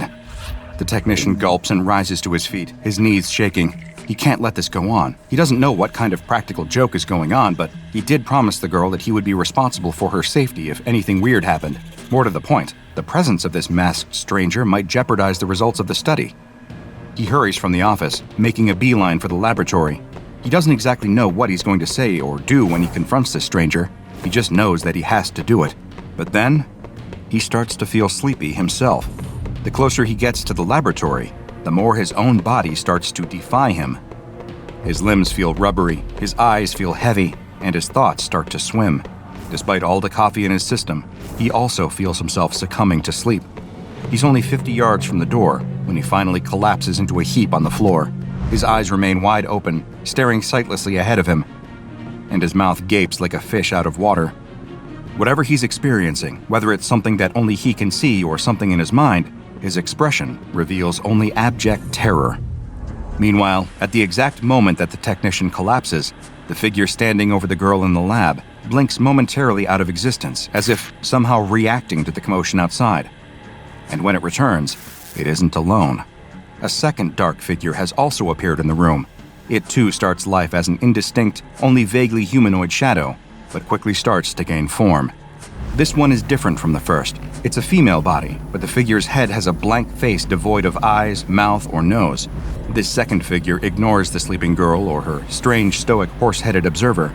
Instead, it starts to move, ambling toward the western wall of the room, as if it knows that the comatose technician is directly on the other side. When it reaches the wall, it does not pause. It simply phases through the solid structure, disappearing through the brick and mortar and reappearing in the hallway beyond. The faceless woman approaches the prone body of the technician. It squats down next to him and puts its hand under his chin, turning his head so that it can stare into his eyes, or stare as effectively as possible when it doesn't have any eyes of its own. After a few moments of silent contemplation, the faceless creature places its hand against the technician's forehead. Slowly, its hand starts to move through his head, reaching deep into his skull, as if its hand was as insubstantial as a ghost. Just as this mysterious nightmare creature was able to phase through the wall, it appears to be able to phase through flesh as well. After several moments, the faceless woman withdraws its hand and drops the technician's head. He slumps to the ground in response. The faceless woman stands up, and then it vanishes instantly. At the exact same time, the girl in the other room snorts and stirs. She blinks her eyes open. For a moment, she doesn't remember where she is. Her eyes scan the unfamiliar room for several seconds before she recalls that she was participating in a sleep study. That's right, she was trying to find out if she could find any help for her sleep apnea. Ironically, she actually slept better than normal. As she removes the CPAP mask, she wonders if maybe she ought to see about buying one of these for herself. This particular model seems to work better than the one she's tried in the past. She stretches and sits up. Just then, the technician bursts into the room. He's panicked and out of breath, and he whips his head back and forth in search of the mysterious horse-headed stranger. But there's no sign of the creature now. Just like the faceless woman, it seems to have vanished without a trace. The girl stares at him in confusion. Why is he so upset? She has no clue about what happened while she was asleep. "Did you see it?" says the technician breathlessly. "The creature! The shadow creature!" The girl raises a skeptical eyebrow. "What are you talking about?" she says. "I just woke up." The technician starts to sputter out an explanation, but the girl just rolls her eyes. She came here to get help with her sleep, but it sounds like the technician is the one who's got a real problem. His breathless descriptions of a horse-headed monster and a faceless woman clearly sound like bad dreams to her. You would think that a guy running a sleep study wouldn't be so easily confused like that. She's pretty sure that he probably just fell asleep at his station, and now he's embarrassed to admit that he just had a bad dream. Little do either of them know that although they won't see the strange entities again, those creatures are always going to be very, very close to them going forward. What a nightmare. But what seems like just a bad dream is, in fact, an anomaly well known to the SCP Foundation. It's formally been designated as SCP-3060, but agents more often refer to it as the Dream Machine. Instances of SCP-3060 are small medical devices that superficially resemble continuous positive airway pressure, or CPAP machines. The individual materials that compose SCP-3060 instances are non-anomalous and operate in the same way as a typical CPAP machine of its size and make. The Foundation currently has 5 instances of SCP-3060 in its custody. SCP-3060's anomalous effects become apparent when worn by a sleeping human. When an individual wearing an instance of SCP-3060 enters their second REM cycle, a humanoid incorporeal entity, hereafter referred to as SCP-3060-A, will appear within a 5-meter radius of the individual and stand over them until they wake up. At this point, SCP-3060-A will disappear, and the individual wearing SCP-3060 will become infected. From that point on, regardless as to whether the individual wears SCP-3060, the same SCP-3060-A entity will appear when they enter their second REM cycle each night and remain watching over them until awakening. While instances of SCP-3060-A appear as featureless silhouettes upon their first manifestation, they quickly take on a unique shape based on each infected individual. SCP-3060-A entities have no standard appearance, and it is not clear what factors determine the final form of any individual SCP-3060-A. Since the manifestations are connected with REM sleep, agency researchers speculate that an SCP-3060-A's appearance may be influenced by an infected sleeper's dreams. So far, observed SCP-3060-A's have included a human infant composed entirely of fused teeth, an eyeless elderly woman dressed in dark clothes, a partially disintegrated humanoid composed of ash and dressed in red lingerie, a naked humanoid covered in tire tracks and showing signs of severe crush injuries, a humanoid whose torso consisted of a large mouth, and a clown. Some researchers have noted that the initial shadowy appearances of SCP-3060-A recall descriptions of entities reported during bouts of sleep paralysis, but so far, no conclusive link has been found. While an SCP-3060-A instance is present, any person standing within a 50-meter radius of the infected sleeper will enter a catatonic state. At this point, an additional instance of SCP-3060-A will appear. The additional SCP-3060-A entity will then approach the catatonic subject, phasing through solid matter if the subject is in a separate room. Upon arriving at the subject, the new SCP-3060-A instance will phase its hand through the subject's skull and then vanish, causing the subject to fall asleep immediately.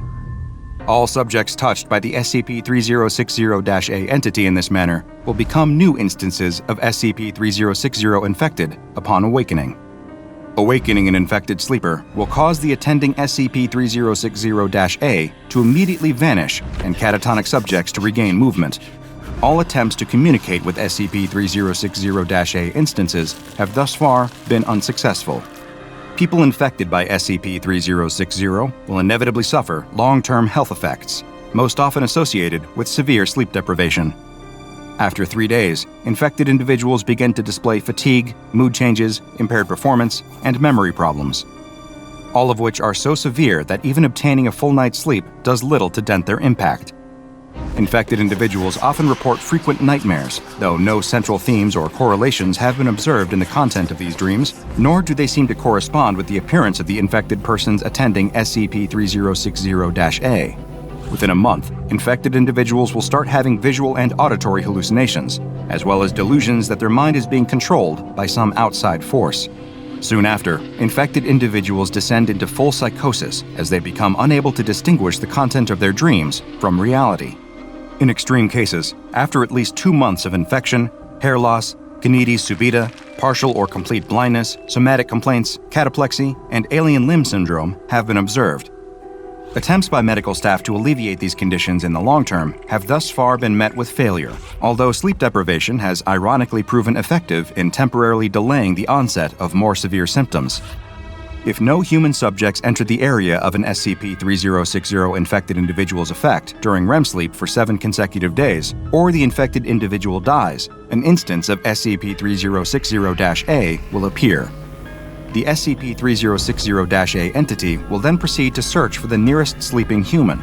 Upon locating a sleeper, SCP-3060-A will stand over them until they enter their next REM sleep cycle, at which point the SCP-3060-A entity will reach into their skull and vanish. At this point, the sleeping individual will become infected. If the sleeping individual wakes up before the process is complete, or if SCP-3060-A cannot locate a suitable subject within 3 hours, it will vanish without spreading the SCP-3060 infection. In one experiment, an infected individual was placed in a standard humanoid containment cell. 4 D-Class personnel were placed in adjoining cells. When the infected individual fell asleep and entered their second REM cycle, an SCP-3060-A entity appeared with predictable results. The first SCP-3060-A to appear resembled a headless humanoid with its arms and legs replaced by spinal columns. It stood above the infected sleeper, watching without movement, even as 4 additional instances of SCP-3060-A manifested inside the cell. All 5 SCP-3060-A instances stood in silent observation of the infected sleeper for approximately 5 minutes. By this point, all 4 D-Class personnel in adjoining cells had gone into catatonic states, seeing as they were within the 50 square meter blast zone established by the initial SCP-3060-A.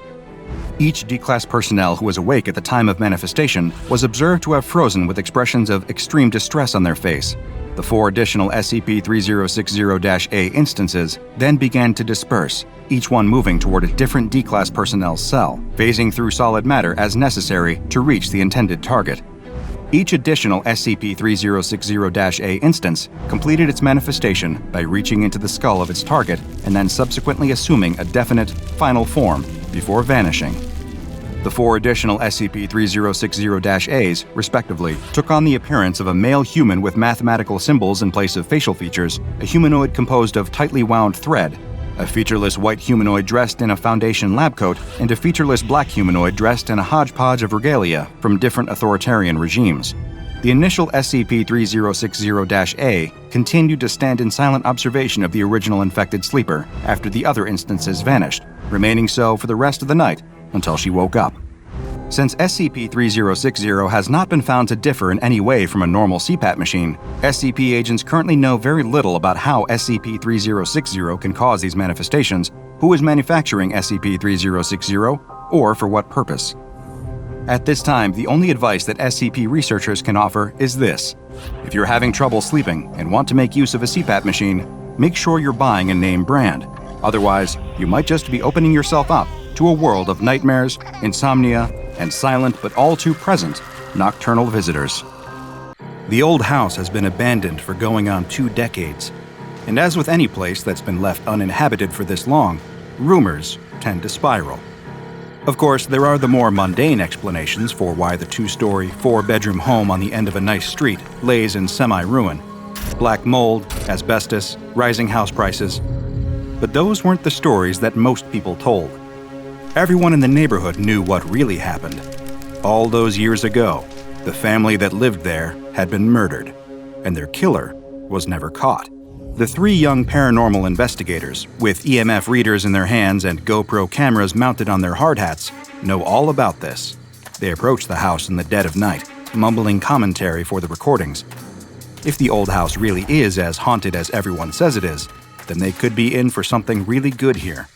Their subscribers always loved brand new paranormal content. They use a crowbar to breach the front door and head inside. It's everything you can expect from a house that had been abandoned for 17 years. Dust, cobwebs, and graffiti abound, broken bottles scattered across the floor. Someone has scrawled, "Welcome to Hell," above the door in faded Sharpie. It all plays perfectly for the cameras. Paranormal content gold. All of them turn on their flashlights, generously provided to them by one of their sponsors, of course. But in this particular situation, they have no idea just how valuable their product really is. After all, there are some frightening things that hide in the dark. The leader of the trio begins ascending the stairs, narrating into his helmet cam, giving the more popular version of the house's legend. The perfect suburban family, torn apart, literally, by a killer hiding in their home. The family had all been brutally murdered by someone in their home, but the police never found any sign of unlawful entrance or exit.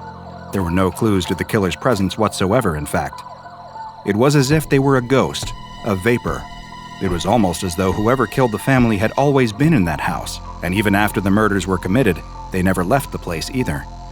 As he tells the story, the lead investigator starts to feel a little nervous. Even though he himself doesn't really believe in the supernatural, he just plays up reactions for the views, he still can't help but wonder, should I really be here? Am I making a terrible mistake?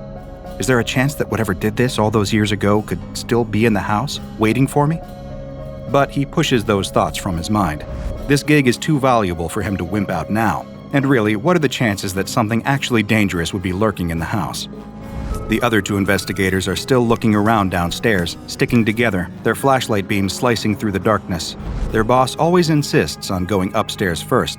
He demands the glory shot, after all. That leaves the rest of them searching the downstairs living room, dining room, and kitchen, where the best they can hope for is maybe a particularly haunted-looking dishwasher. It's why the younger of the two is so surprised when they suddenly feel something happening to their body that they've never experienced before. In an instant, their whole body convulses with an involuntary shudder. They feel the temperature drop, and the world gets just that little bit darker. The best way they can describe the feeling is impending doom. Like any moment now, something terrible is going to happen. But almost as soon as the feeling begins, it's gone. Intensity dropping. The dread starting to dissipate, as though whoever or whatever caused this feeling literally passed right through them. Their fellow investigator asks them if they're okay. Of course, they nod and force a smile. They're fine. It's just a spooky place, is all. Atmosphere like this would get to anyone. Meanwhile, the lead investigator is exactly where he wants to be, ascending a rickety stepladder up into the attic. The very same attic where, all those years ago, the police had found what was left of the family. And from everything he'd read on the subject, their remains weren't a pretty sight, even by true crime enthusiast standards. He enters the attic and shines his flashlight around, capturing all the dusty old boxes left to rot in the cold. He's engrossed in the macabre spectacle of what had once been the worst and final moments of a group of strangers' very real lives. The attic is full of spider webs and shadows. They're so ubiquitous that as the lead investigator pauses to tell his camera the next chapter of the grisly tale, he doesn't even notice one of the shadows peeling off of the wall behind him. It wafts silently towards him like a gust of midnight air. Little by little, the blob of shadow starts to take on a vaguely human shape. It leans forward in the investigator's direction, arms extended like a classic movie monster. Long, dark claws slide out of its shadowy hands. Downstairs, the other two investigators hear the most terrible scream. For a moment, the more fantastical thought crosses their minds. Could this be one of the tormented souls of the departed family, longing to be heard after years of silence? Then it occurs to them that they recognize the scream. It belongs to their boss. The two of them charge up the stairs, flashlights in hand, as the screaming starts to become more desperate and pained, like that of a wounded animal with its leg caught in a trap. Those terrible wails are echoing down from the open hatch leading into the attic. It's so dark up there, something must have broken his flashlight. That's when they notice something else. Red, dripping from the open hatch. For a moment, they hesitate, wondering what could be going on up there. Could they really help, or would they just be running into the danger themselves? But soon, their desire to save their boss's life overpowers their fear. They grab the ladder and start climbing, feeling the dripping blood on the worn wooden rungs. When they finally get up into the attic, it feels like the scream is coming from everywhere, bouncing off the walls in a terrible, echoing cacophony of pain. They turn in all directions, hovering their flashlight beams around the room in wide, sweeping arcs, until both fall on the source of all this terror. And when they see it, they can't help but scream too. The lead investigator's body is floating about a foot off the ground, his screams now fading into pained gurgles. Something huge and dark is lifting him up with one hand and sinking the long, dark claws of its other into his neck. The second the twin flashlight beams concentrate on the creature, it drops the lead investigator's bleeding body down onto the ground. His skin slate gray, his feeble twitching slowing to a halt as the last of his life drains from him. Two glowing red pinpricks open up in the face of the dark figure, eyes like terrible, burning coals etching themselves into their memory. Like smoke, it continues to glide backwards further, seeking refuge in the dark, a safe haven amongst the other shadows. By this point, the two surviving investigators know there's nothing they can do for their boss anymore. All that's left is to get out and survive. They have to save themselves. They turn, wasting no time running towards the exit. They don't notice it, but the second they turn the beams of their flashlights away, the shadow's terrible eyes disappear, and it starts advancing towards them again, its claws outstretched and grasping for them with awful fury. The shadow creature grabs at their heads as they make their final leap for the exit. However, all the monster can pull away are their helmets and helmet cams as they scramble down the ladder and then down the stairs, running at speeds they didn't even think possible as the shadow slithers down behind them. It doesn't give up. It wants their lives. It wants their warm human blood on its claws. They clear the threshold of the accursed house and keep running to their car. One looks over their shoulder and sees the shadow leave the house, gaining on them, both claws outstretched and ready to rend their flesh. The two climb into their car. They see the shadow coming towards their window. It's moving so quickly, only a few feet away now. It's getting closer and closer and closer. Ignition. The car starts up and the driver smashes the pedal down. They take off, quickly accelerating up to illegal speeds as the shadow continues to chase, slowly getting smaller and smaller in the rearview mirror. A distant nightmare. A terrible, dark ghost. As it finally disappears, they feel a moment of safety. But really, only a moment. Because it occurs to them then that they cannot say with any confidence that this monster won't just be waiting for them when they get home. SCP-280, also known as Eyes in the Dark, is one of the more frightening and dangerous anomalies contained by the SCP Foundation. Of course, it likely won't be causing an XK-class end-of-the-world scenario anytime soon, but if you happen to run into this nocturnal monster, it's likely to cause an end-of-you scenario and remove you from the world with extreme prejudice.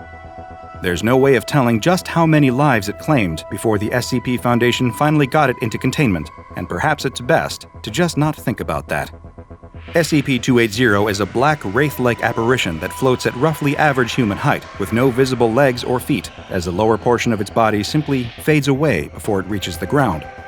In its dormant state, the entity may appear to be little more than a shadow, easily dismissed, especially in dark environments. This comes as a natural result of the being's frightening ability to become intangible at will, and only become physical when it enters a state of active aggression toward a human target. In this intangible state, victims have even been known to walk through the shadowy mass by accident. While this doesn't lead to any detrimental physical effects, victims report that being inside the creature can lead to heightened states of anxiety, fear, and dread. Despite its body being wholly composed of an unidentifiable black matter, when exposed to light, the creature does begin to express a pair of glowing dots on its head similar to eyes, hence its frightening nickname. However, all tests indicate that these eyes aren't actually functional. Instead, they appear to be a kind of defensive measure, like false eyes on the carapace of an insect.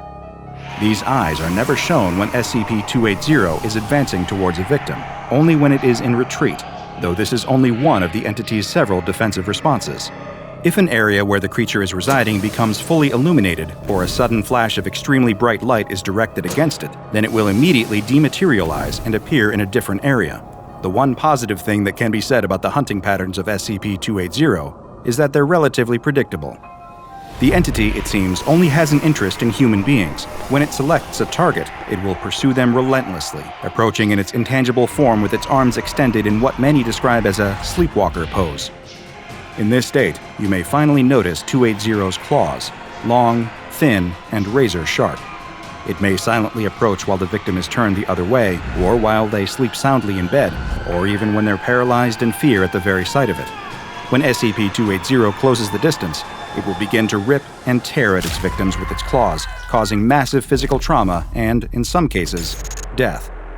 Attacks range from 1 to 5 minutes of being relentlessly clawed at by the beast. When the attack is over, it will simply expose its eyes, become intangible once more, and escape. You will not be able to overpower the creature. Foundation tests have shown that it has extreme physical strength, and it's capable of tearing apart solid steel with little effort. If it can't find any humans to victimize, then it will simply remain dormant, pressing itself up against a wall, in a dark corner, or within some other structure. Which is why, if ever you feel nervous about a certain dark corner in a room near you, it is best to remove yourself from the situation as quickly as possible and remain in a brightly lit area.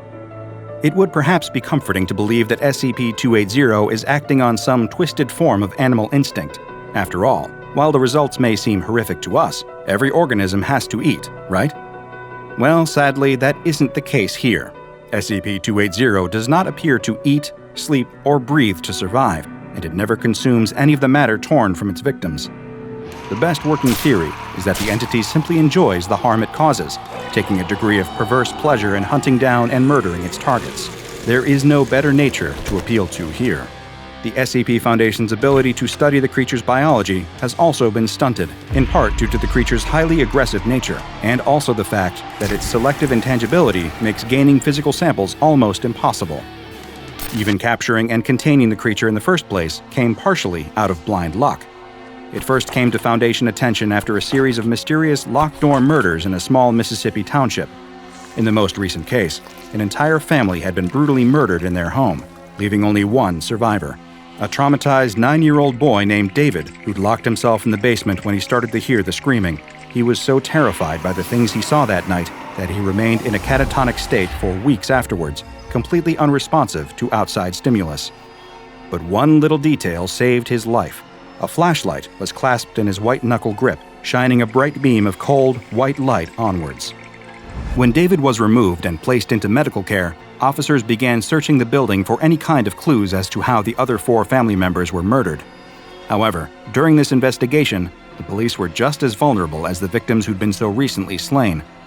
While one officer was wandering around the attic, looking for any evidence they may have missed, SCP-280 emerged from the darkness and attacked, tearing into his body with its long, deadly claws.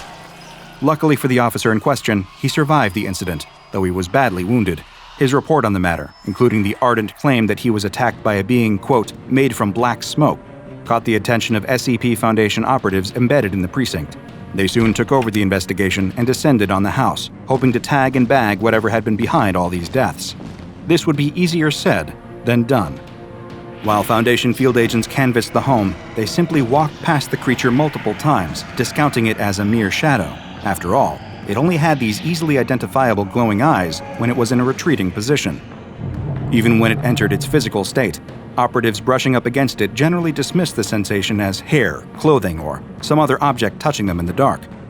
This already bungled investigation got even worse when the Foundation decided to introduce high-intensity lights into the equation, hopefully flushing the creature out.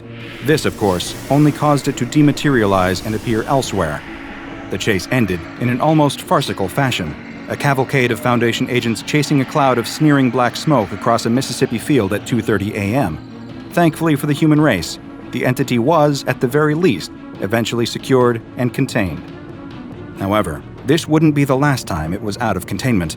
During a series of tests with different types of illumination, intending to test SCP-280's reflexes, it disappeared from its chamber. It seemed almost to sink through the different levels of the illuminated site before coming to rest at the containment chamber holding SCP-1591. This made for a fascinating accidental cross-test. You see, SCP-1591, to put it simply, is a unique sculpture of a star that emits an incredibly bright light, and this light will slowly make any being subject to its glow intangible before disappearing completely. When SCP-280 came before SCP-1591, it displayed its eyes, but did not retreat. In fact, it assumed a kneeling position and simply remained before the anomalous sculpture until it faded from existence. It then remanifested in its own containment chamber several hours later without incident. All things considered, It went pretty well, as far as containment breaches involving deadly, human-hating monsters go. Because of its ability to demanifest and phase through solid objects, SCP-280 is incredibly difficult to contain, earning it the dreaded Keter object class. In order to avoid the risk of demanifestation, SCP-280 is contained in a 5x5 meter cell that is perpetually left in a state of total darkness. No equipment is to be left in the cell unsupervised at any time, and any items brought into the cell for testing must be removed when the testing is complete. Any staff members entering the chamber for tests must be equipped with infrared goggles, an infrared ID strobe, and also a strong flashlight to ward the creature off in the case that it becomes aggressive. If SCP-280 does attempt to attack anyone in the chamber, all attending staff are instructed to turn on their flashlights and turn the beams against the creature. No aggressive action is permitted, and staff members must remain at least 1 meter away from SCP-280 at all times for their own safety. And if you suddenly feel yourself getting a little nervous in an eerily dark room, I'd like you to remember this. The one thing more frightening than seeing eyes in the dark is not seeing them. A kindly-looking old woman is carrying groceries into her home. When she closes the door, a crack forms in the wall, and a tile slides down off her roof, crashing to the ground and shattering. The next day, the local builder seems confused. He just fixed a similar problem a week ago at another house, and another the week before that. He'll patch this crack just like he did before and repair the roof, but as he does so, he can't help but think he'll be at another house with the same problem soon. Old people are like this sometimes, though, breaking things on purpose to get someone to come visit them. Oh well, as long as the money is right, he'll keep doing the repairs. That evening, the old woman is in bed when she's woken up by something falling onto her face. A crack is opened in the ceiling right above her bed, and plaster is falling on her. What is happening to this house? She would have to call the builder again in the morning and let him know that it was getting worse. She gets up to clean the plaster dust off her face, but stops halfway to the door. Was that a noise she heard? It sounded like it was coming from downstairs. Another noise. She definitely heard something. Is someone in her home? "Hello?" she cries out. "Whoever you are, you better go. My husband is going to be home any moment, and he won't be happy." The noises seem to have stopped. Maybe she was imagining things. Who would rob a poor old woman, after all? She didn't have anything worth taking. She still needs to wash the plaster off her face, though. She listens for a moment, and when she doesn't hear anything else, she opens the bedroom door and screams. The next day, a child stands in front of the house with a look of shock. Was there an earthquake? How could a house end up like this? They ring the doorbell, but there's no answer. They knock on the door and are surprised to find that the door is open. "Grandma?" the child cries into the quiet house. No response. The child enters and looks around. The house is a mess. Chunks of plaster have fallen off the walls and ceiling. Shelves have fallen over, spilling their contents. And there's broken glass from shattered light bulbs everywhere. The boy looks up the stairs and can see that his grandmother's bedroom door is open and the light is on. "Grandma, are you up there?" Still no response. The child nervously starts up the stairs, gripping the railing tight. They quietly make their way to the bedroom and step into the sliver of light coming from the cracked door. The child pushes the door open to find their grandmother on the floor. Only, it isn't their grandmother. Whatever this is looks like their grandmother, but like she has been stretched and twisted, her body bent at angles where no joints exist. The child is paralyzed with fear, unable to do anything but stare. But the nightmare isn't over yet, because their grandmother is still alive. Sadly, reports like these are all too common in this small town that is plagued by attacks from SCP-783, also known as the Crooked Man. SCP-783 is an extremely dangerous anomalous creature that is currently plaguing the population of Tembe, a small rural village in Oxfordshire, England. Every 12 years during the fall and winter months, SCP-783 will engage in a period of hostile behavior that lasts for roughly 70 days, during which time it will target and attack people who are indoors and alone after sunset. Those targeted by SCP-783 will find that the building they are in rapidly deteriorates, causing damage and creating structural integrity issues. These often appear as cracks on the outside of the building that lead to the buildings taking on a crooked appearance. Unfortunately, while the SCP Foundation is aware of both the location and the periods within which SCP-783 operates, it has so far been unable to prevent any attacks. Additionally, the Foundation has yet to be able to produce either an image or even a physical description of SCP-783 due to the effect it has on recording equipment. Cameras set up to capture the anomaly produce only distorted or corrupted footage, leaving its appearance a mystery.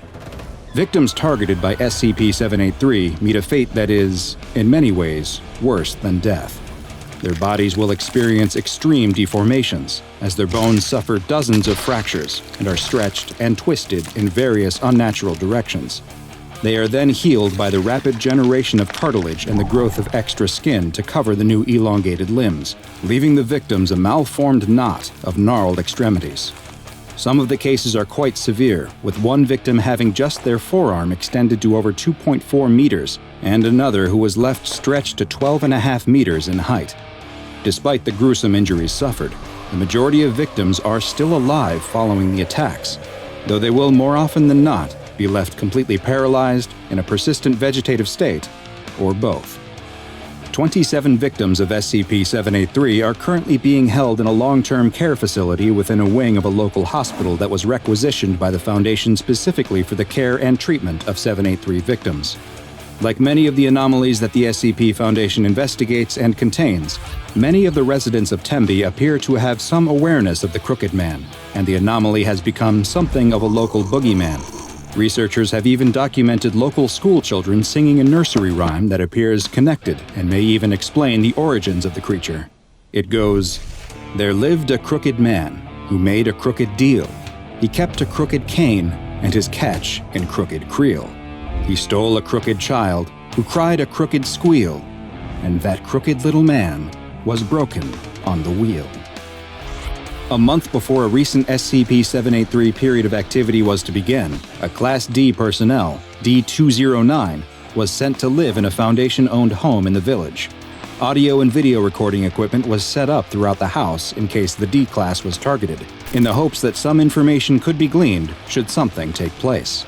43 days after he began living in the house, something finally did. One evening while in bed reading a book, D-209 heard noises on the ground floor of the home. Cameras on the first floor experienced corruption and showed only a distortion moving through the house. When D-209 attempted to leave the bedroom and escape the home, they immediately encountered SCP-783. During a period of time that lasted roughly 5 hours, their bones were broken numerous times and reset over and over, leaving D-209 a twisted mass of flesh and bone. Strangely, at the exact same time that D-209 was being attacked, all 27 of the living prior SCP-783 victims in the hospital experienced violent seizures, despite most of them having been declared functionally brain dead and the rest being totally paralyzed. Also concurrent with the attack was a seismic event on the outskirts of town, and the details revealed by this event were both illuminating and extremely disturbing. Foundation personnel were dispatched to the site of the seismic activity to investigate and determine if it was connected to SCP-783 in any way. There, they found a small group of angry townspeople, perhaps frustrated by seemingly unending paranormal events in their town and the lack of progress that had been made to stop them. After a tense standoff, SCP Agent Collins fired her service weapon into the air, and the crowd quickly scattered. Now, free of distraction, the agents could begin their investigation in earnest. They immediately spotted several objects sticking out of the earth. Upon closer inspection, these were identified as elongated human toes. A dig team was sent to the site, and by the next day, a mass grave had been uncovered that was filled with the twisted mass of what appeared to be victims of SCP-783. Their mutated and drawn-out bodies were well preserved despite being buried directly in the ground, and had all been buried head down, with their arms extending deeper into the burial pit. As one researcher was attempting to take a tissue sample from one of the bodies, the ground beneath him gave way and he fell into the pit. He landed on the tangled mass of limbs which shifted under his weight, and he disappeared into the pit beneath them. Agent Collins immediately found a length of rope, tied it to her waist, and climbed into the pit with instructions to the on-site team to pull her back up when she signaled. Agent Collins descended into the pit beneath the bodies, and after several minutes, she was extracted.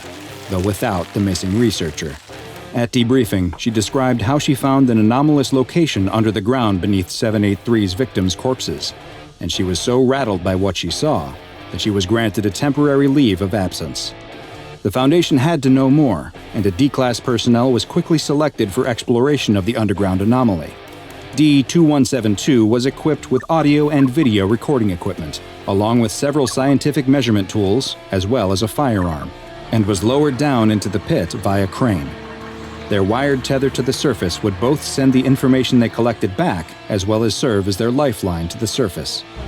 As D-2172 was lowered past the mass of corpses into the darkness, they experienced a sense of vertigo, before it was realized that the anomalous effects extended to gravity as well, which had become reversed, and that they would need to start climbing up in order to descend further into the pit. They soon climbed out of the hole surrounded by the reaching, extended arms of corpses, and emerged into an open world with an overcast sky. It looked exactly like the town of Tembe, with the same buildings present there as in our world. The world appeared to be uninhabited, though, with no sign of the missing SCP Foundation researcher. D-2172 began investigating the buildings and found them all to be empty as well, though they did unfortunately find signs of a struggle in one house, with what looked to be evidence of the missing researcher's demise. They continued exploring the area and found that the anomalous properties of the location extended to its borders too. And as the D-Class walked north out of the town, after several kilometers, they found that they were now somehow back at the southern edge of the town. D-2172 was ordered to return to the entry point, but as they walked, they were suddenly impeded by the deformed body of an SCP-783 victim that stretched across the road in front of them. D-2172 drew and fired their weapon at the entity, but it didn't react, and they were forced to retreat into the nearby woods. After several minutes, they stopped to rest when they spotted something else. In the distance, the D-Class saw what looked to be a giant white birch tree, and it was coming towards them. As the living tree approached, it became clear that it wasn't a tree at all. What looked like branches were extended bony fingers that it was using to walk. The long, branch-like fingers were coming out of the top of the tree, where D-2172 could see their origin. These branches were the elongated fingers of the missing SCP Foundation researcher. D-2172 turned to run as the giant living tree chased them back into the town, firing their weapon at the creature whenever they had the chance, but was unable to stop it. The visual feed was soon lost as the audio continued to broadcast the screams of D-2172. But this wasn't the end of the expedition. The on-site team was surprised to witness after several hours that the tether was pulled on twice, the signal that it should be reeled in. A medical team was sent to the site since it was assumed that D-2172 would need immediate care, and the team began reeling in the line. After several minutes, they spotted the harness that should have been strapped to D-2172, but with nothing in it. They continued to pull, but the harness became stuck on the mass of corpses in the pit. They then noticed that it wasn't actually stuck. There was a hand holding onto the harness for dear life. It was D-2172's hand. The team kept pulling as D-2172's arm kept stretching out of the pit to a length of over 3 meters. But eventually, the resistance became too much. D-2172 lost its grip, and it was seen sinking back into the mass of corpses inside the pit. Following this expedition, it was determined that only special operations teams and mobile task forces would be used to explore the dangerous anomalous location in the future. At least 3 such expeditions have been undertaken, though the details remain classified for the time being, and perhaps it is for the best if they remain so. The SCP Foundation will continue to monitor the town of Tembe in an attempt to learn more about SCP-783 and hopefully discover a means to contain it and its related phenomena. Due to the difficulty in containing the anomaly, it has been classified as Keter, and a local building adjacent to the Tembe Hospital has been requisitioned and designated as Provisional Site 5 in order to accommodate the increased Foundation presence. As the SCP Foundation continues to research this mysterious and highly dangerous anomaly, any victims of SCP-783 are to be retrieved, their injuries cataloged, and then their bodies are to be incinerated. Now go and watch another entry from the files of DrBob, and make sure you subscribe and turn on notifications so you don't miss a single anomaly as we delve further and further into the SCP Foundation's classified archives.